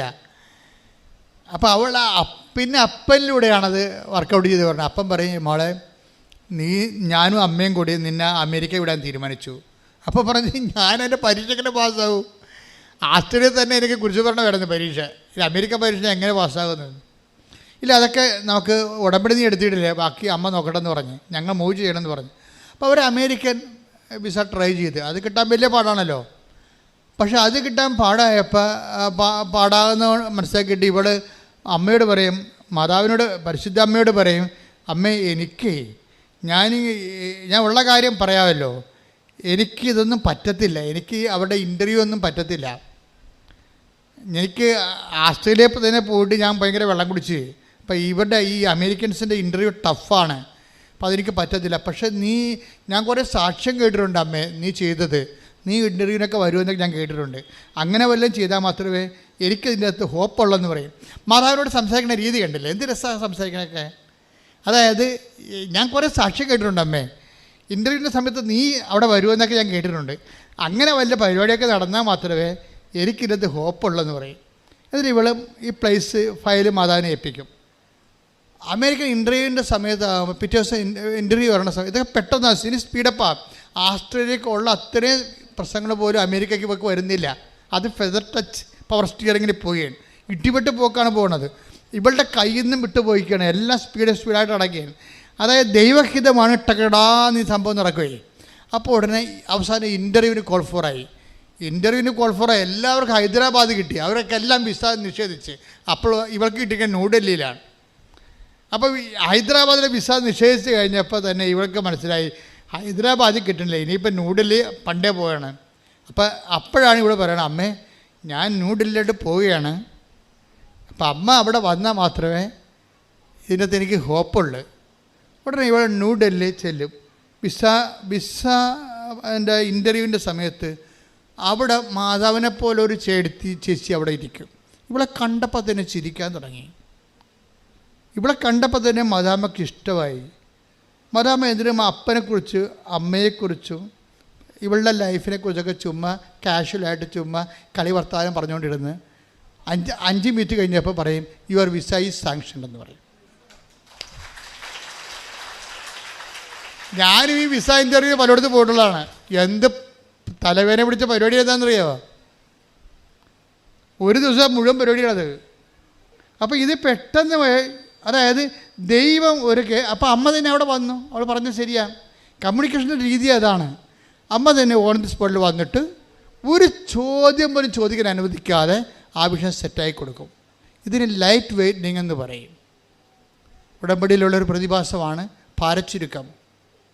ഭയങ്കര ഭാരമാണ്, ഞാനിതെങ്ങനെ ചെയ്യും എന്ന് വിചാരിക്കുന്ന സംഭവങ്ങളെ ചുമ്മാ ഫെദർ ടച്ച് പവർ സ്റ്റിയറിംഗ് പോലെ തെർമോക്കോൾ വെയിറ്റിലേക്ക് സാകുമ്പോൾ മാത്രം പ്രാർത്ഥിക്കുക. കർത്താവ് ദൈവമേ, ആന്തരിക അഭിഷേകത്താലെ ഉടമ്പടി കൽപ്പിച്ചു നൽകുന്ന ഭാരച്ചുരുക്കത്തിലേക്ക് എന്നെ കൈപിടിച്ച് നടത്തണമേ. ശ്രദ്ധിക്കട്ടെ.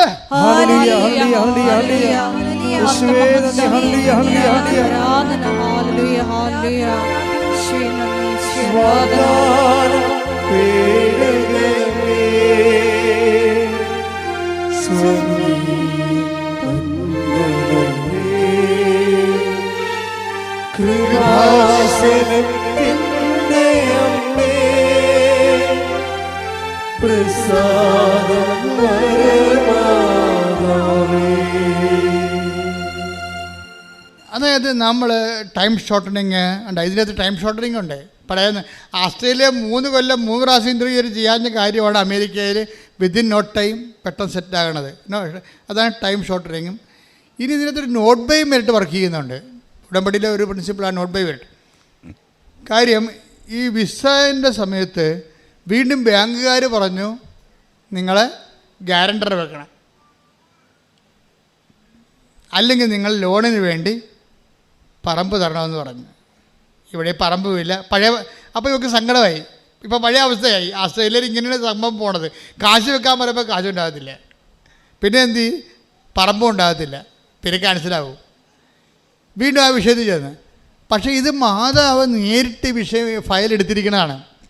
അമ്മ ഇങ്ങനെ സമയമായില്ലെന്ന് പറഞ്ഞിട്ട് സമയമാക്കിയതുപോലെ പച്ചമഷിക്ക് ഒപ്പിട്ടിരിക്കുന്നതാണ്. ഈ സാധനം ഇങ്ങനെ ഗ്രീൻ ചാനലിലൂടെ പോകും. കാര്യം ഇവൾക്ക് വിസ അറേഞ്ച് ചെയ്ത് കൊടുത്ത് അങ്കിൾ പറയും, എടി ഇതൊന്നും പ്രശ്നമൊന്നുമില്ല, ഞാൻ ഗ്യാരണ്ടി ചെയ്യാം, അല്ലെങ്കിൽ പണി ചെയ്യും, ഞാൻ തന്നെ 5 സെൻറ്റ് സ്ഥലം ഞങ്ങൾക്ക് ഫ്രീ ആയിട്ട് തരാം, നീ അത് ബാങ്കിൽ വെച്ചിട്ട് പൈസ എടുക്കാൻ പറഞ്ഞു. അങ്കിള് ബാങ്കിൽ പൈസ എടുക്കാൻ വേണ്ടി 5 സെൻറ്റ് സ്ഥലം ഇവക്ക് വെറുതെ കൊടുക്കും. അപ്പം നിങ്ങൾ ചിന്തിക്കേണ്ടത്, ഒരു സംഭവം ഈ പണമില്ലാത്തത് കൊണ്ടാണ് ഇത്രയും നാളെല്ലാം തകർന്നത്. അതാണ് മെറിറ്റില്ല, അതുകൊണ്ട്. അപ്പോൾ നോട്ട് ബൈ മെറിറ്റ്, പിന്നെ ഉള്ളത് ബട്ട് ബൈ ഗ്രേസാണ്. ഗ്രേസ് എന്ന് പറയുമ്പോൾ നമ്മൾ വിചാരിക്കാത്ത ഇടങ്ങളിൽ നിന്ന് നമ്മളെ സപ്പോർട്ട് ചെയ്ത സഹായം ദൈവം, നമ്മൾ ചിന്തിക്കത്തില്ല, ആലോചിക്കത്തില്ല. എവിടുന്ന് സഹായം വരും എന്ന് ചോദിച്ചു കഴിഞ്ഞാൽ ബൈബിൾ പറഞ്ഞ ഒറ്റ ഉത്തരമേ ഉള്ളൂ. എന്താണ്? ആകാശം ഭൂമി സൃഷ്ടിച്ച കർത്താവിൽ നിന്നാണ് എൻ്റെ സഹായം. Take the bread of God. സ്തുതിക്കട്ടെ. ഹല്ലേലൂയ ഹല്ലേലൂയ ഹല്ലേലൂയ ഹല്ലേലൂയ. യേശുവേ നന്ദി. ഹല്ലേലൂയ ഹല്ലേലൂയ ഹല്ലേലൂയ ഹല്ലേലൂയ ഹല്ലേലൂയ ഹല്ലേലൂയ ഹല്ലേലൂയ. കൃപയെന്നും നിത്യം, ദൈവകൃപയെന്നും നിത്യം, കൃപമതിയെന്നും യേശുവേ, നിൻ കൃപമതിയെന്നും യേശുവേ. കൃപയെന്നും നിത്യം, ദൈവകൃപയെന്നും നിത്യം കൃപമതി യേശുവേ, നിൻ കൃപമതി യേശുവേ. പരിശുദ്ധ പരമ ദിവ്യകാരുണ്യത്തിന് എന്നേരവും ആരാധനയും സ്തുതിയും പുകഴ്ചയും ഉണ്ടായിരിക്കട്ടെ. നമ്മൾ അനുവിജയൻ്റെ കാര്യം കൂടി എടുത്തിട്ട് നമുക്ക് ധ്യാനം രോഗസൗഖ്യ പ്രാർത്ഥനയ്ക്ക് പ്രവേശിക്കുകയാണ്. അനുവിജയൻ നമ്മുടെ ഇടയ്ക്ക് വെച്ച് പറഞ്ഞായിരുന്നല്ലോ.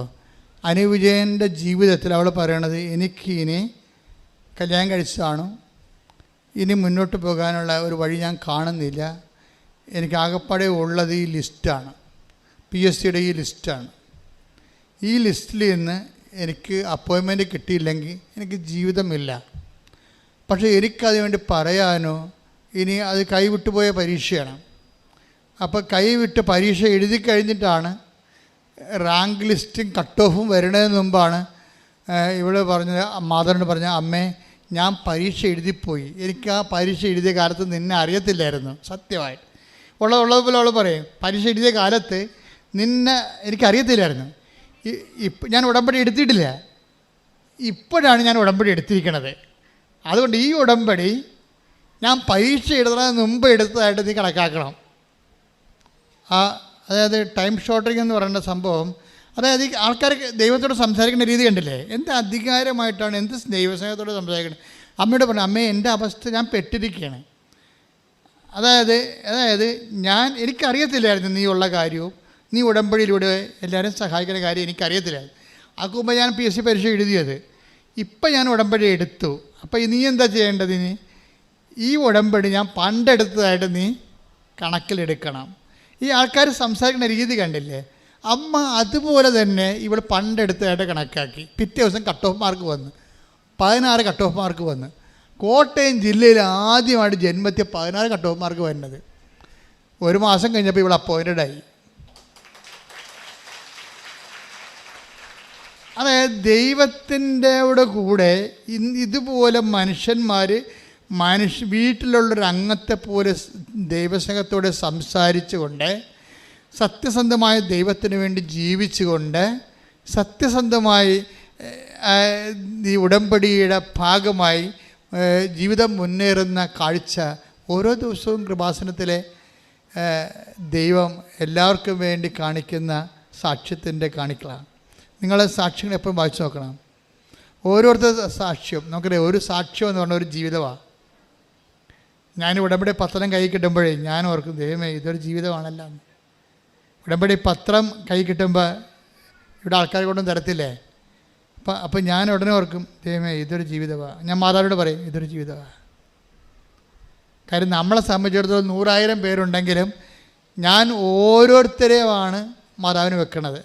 കൊണ്ട് അമ്മേ ഇതൊരു ജീവിതമാണേ, ഇത് രക്ഷപ്പെട്ട ആ കുടുംബത്തിലുള്ള ഒത്തിരി പേര് ആശ്വാസം പ്രാപിക്കും.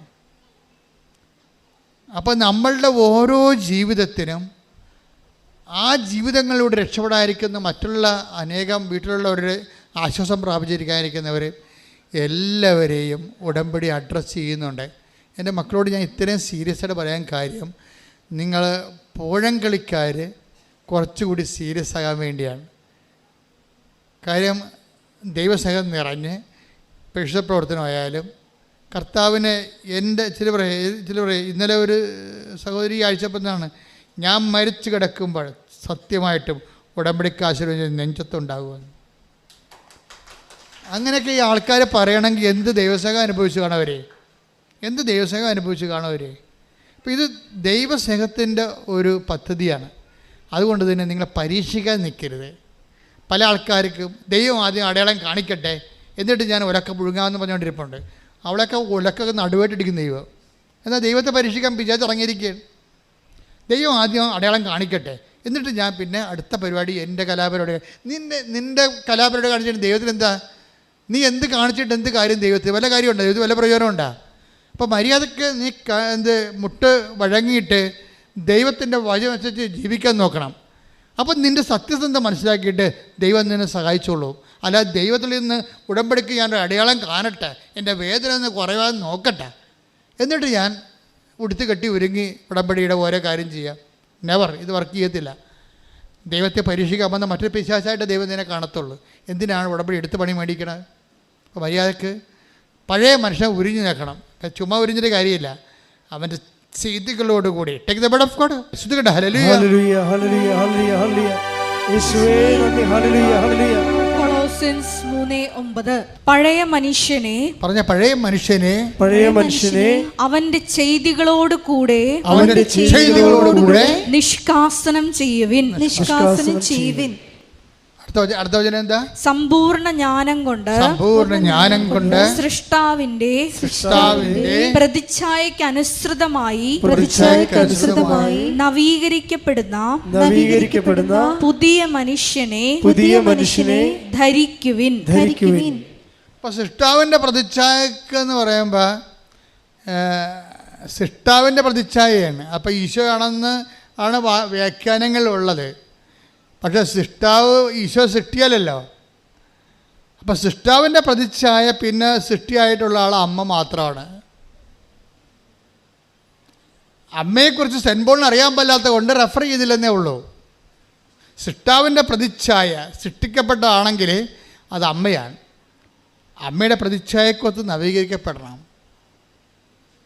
അമ്മയുടെ സ്നേഹം, ദൈവസ്നേഹം, അമ്മയുടെ ദൈവവിശ്വാസം, അമ്മയുടെ ശുശ്രൂഷ മനോഭാവം, അമ്മയാണ് ഈശോനെ സ്വീകരിച്ചത്, അമ്മയാണ് ഈശോനെ വളർത്തിയത്, അമ്മയാണ് ഈശോനെ ലോകത്തിന് കൊടുത്തത്, അമ്മയാണ് രക്ഷകർത്തെ പൂർത്തിയാക്കാൻ വേണ്ടി കുരിശിന് ചുവട്ടിൽ നിന്ന് അപ്പയുടെ ജോലി പൂർത്തിയാക്കിയത്. എല്ലാം അമ്മയാണ്. അപ്പം നിൻ്റെ അമ്മയെ സ്വീകരിച്ചുകൊണ്ട്, അമ്മയുടെ ആധ്യാത്മികത സ്വീകരിച്ചുകൊണ്ട് ക്രിസ്തുവിൽ വളരാൻ വേണ്ടി ഉടമ്പടി നിന്നെ സഹായിക്കും. ആ രീതിയിലാണ് നീ ഉടമ്പടി എടുക്കുന്നുണ്ടെങ്കിൽ ബാക്കിയെല്ലാം 6:33 അനുസരിച്ച് കൊണ്ട് ചേർത്ത് നൽകും. നിങ്ങൾ ആദ്യം ദൈവരാജ്യത്തെയും അതിൻ്റെ നീതിയെയും കുറിച്ച് അന്വേഷിക്കുക.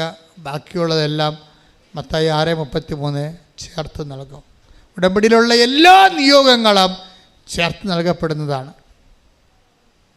നമ്മളെ സംബന്ധിച്ചിടത്തോളം നമ്മുടെ നിബന്ധന എന്താണ്? സൃഷ്ടാവിൻ്റെ പ്രതിച്ഛായക്ക് നവീകരിക്കപ്പെടുന്ന പുതിയ മനുഷ്യനെ ധരിക്കുക എന്നുള്ളത്. ശ്രുതിയുടെ ഹല്ലേലൂയ.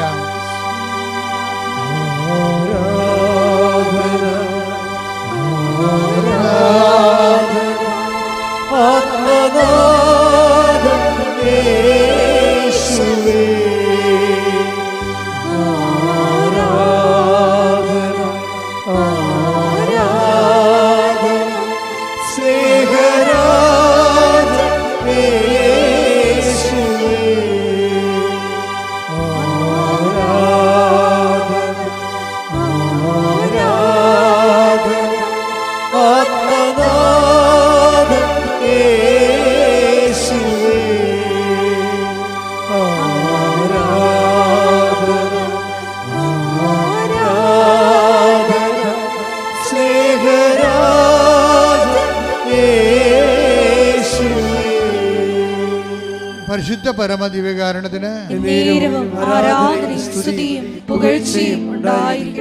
മക്കളെ രോഗസൗഖ്യ പ്രാർത്ഥന സമയമാണ്. ഒരു കൈ നെഞ്ചത്തും ഇടത് കൈ നെഞ്ചത്തും വലത് കൈ ശിരസിലും വെക്കുക.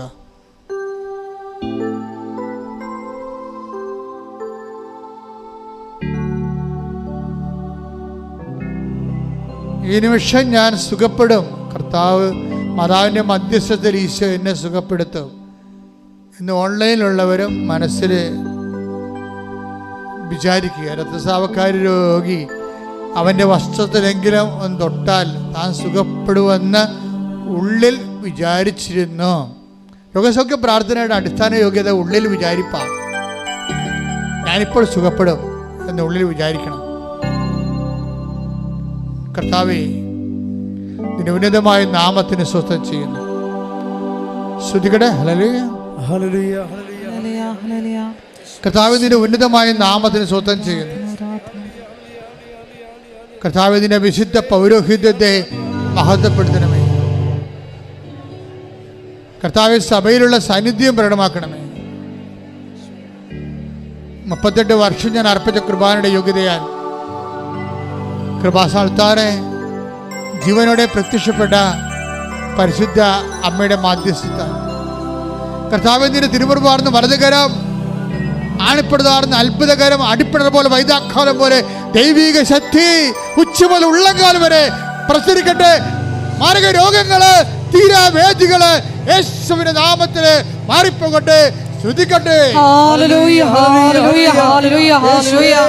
എല്ലാ രോഗങ്ങളും സുഖപ്പെട്ടുകൊണ്ട് യേശുവേ ആരാധനയിലൂടെ അങ്ങയുടെ നാമത്തെ മഹത്വപ്പെടുത്തണമേ. Hallelujah, hallelujah. മഹത്വം, മഹത്വം, ആരാധന, ആരാധന. ഹല്ലേലൂയ.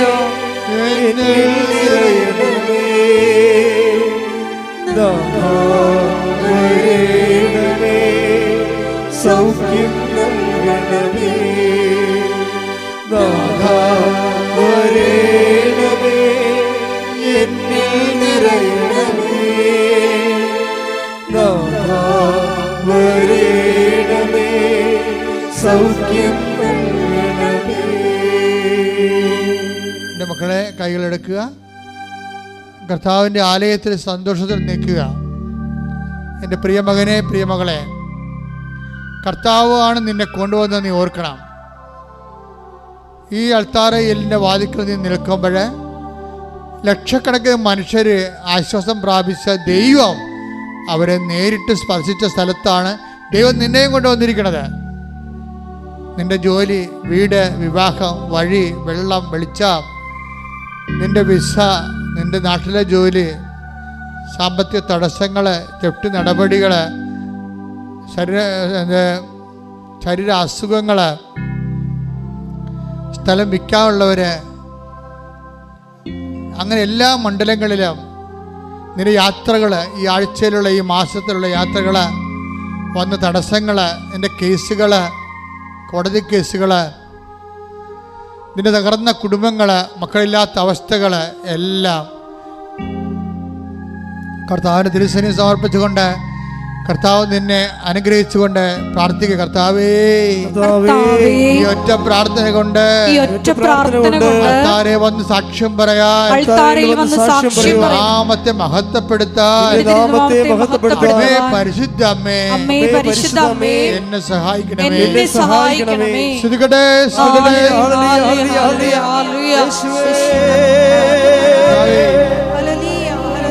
വിശുദ്ധമായ നാമത്തെ സ്വന്തം ചെയ്ത് കർത്താവേ, കർത്താവേ നിന്റെ വിശുദ്ധമായ രക്തം തളിക്കണമേ. കർത്താവേ, 38 വർഷം ഞാൻ അർപ്പിച്ച കൃപാന്റെ യുഗതയാൽ, കൃപാസ്ഥാനത്താരെ ജീവനോടെ പ്രത്യക്ഷപ്പെട്ട മാതാവിന്റെ മധ്യസ്ഥതയാൽ ജീവിത ദുരിതങ്ങള്, ജീവിത തടസ്സങ്ങള്, ജീവിത സങ്കടങ്ങളുടെ കാരണങ്ങള് യേശുവിന്റെ നാമത്തില് മാറിപ്പോകട്ടെ. ശ്രദ്ധിക്കട്ടെ. ഹല്ലേലൂയ, ഹല്ലേലൂയ, ഹല്ലേലൂയ. ആരാധനയിലൂടെ എല്ലാ ജീവിത ദുരിതങ്ങളെയും തടസ്സങ്ങളെയും നീ ഏറ്റെടുത്തുകൊണ്ട് അങ്ങയുടെ നാമത്തെ വീണ്ടും വീണ്ടും മഹത്വപ്പെടുത്തണമേ. Hallelujah, hallelujah. മുട്ടേ നിൽക്കുക. കൈകൾ കൂപ്പി കർത്താവിനെ നോക്കി മുട്ടേ നിൽക്കുക. വ്യക്തിപരമായ ആവശ്യങ്ങൾക്ക് വേണ്ടി മൗനമായി പ്രാർത്ഥിക്കുക.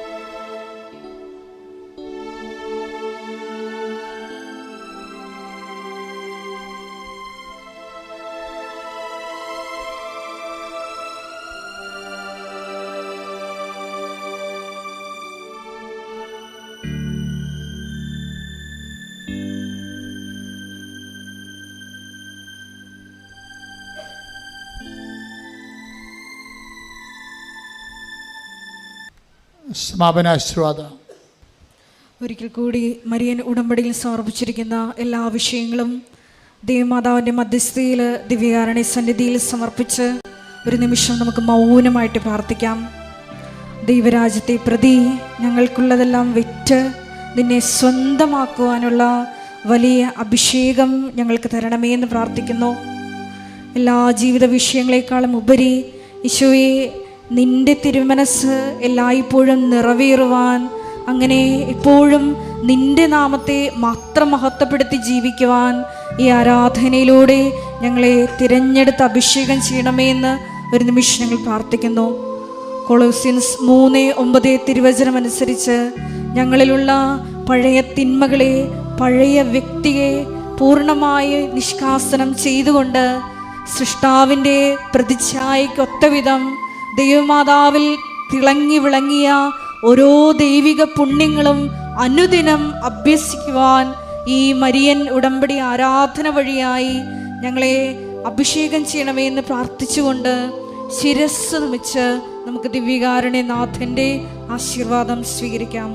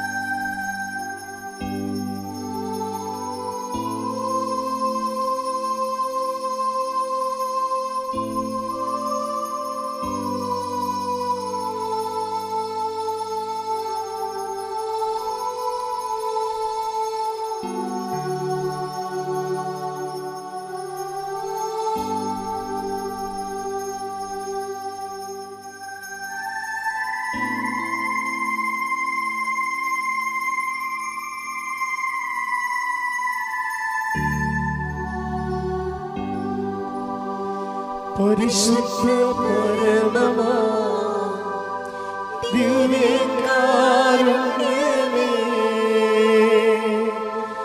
എന്നുമെന്നും അങ്ങേക്ക് ആരാധന. പരിശുദ്ധ പരമമാ ദിവ്യകാരുണ്യമേ, എന്നുമെന്നും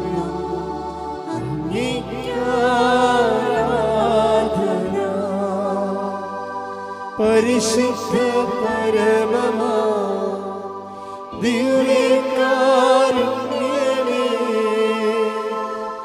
എന്നുമെന്നും അങ്ങേക്ക് ആരാധന.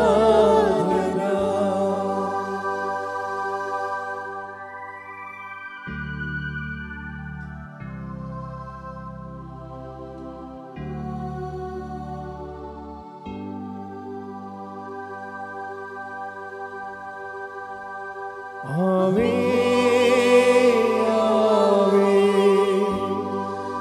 ആവേ മരിയ,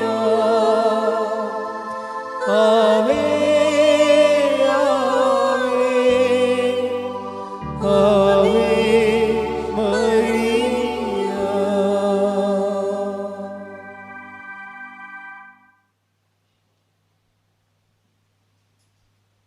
അറിയിപ്പുകൾ.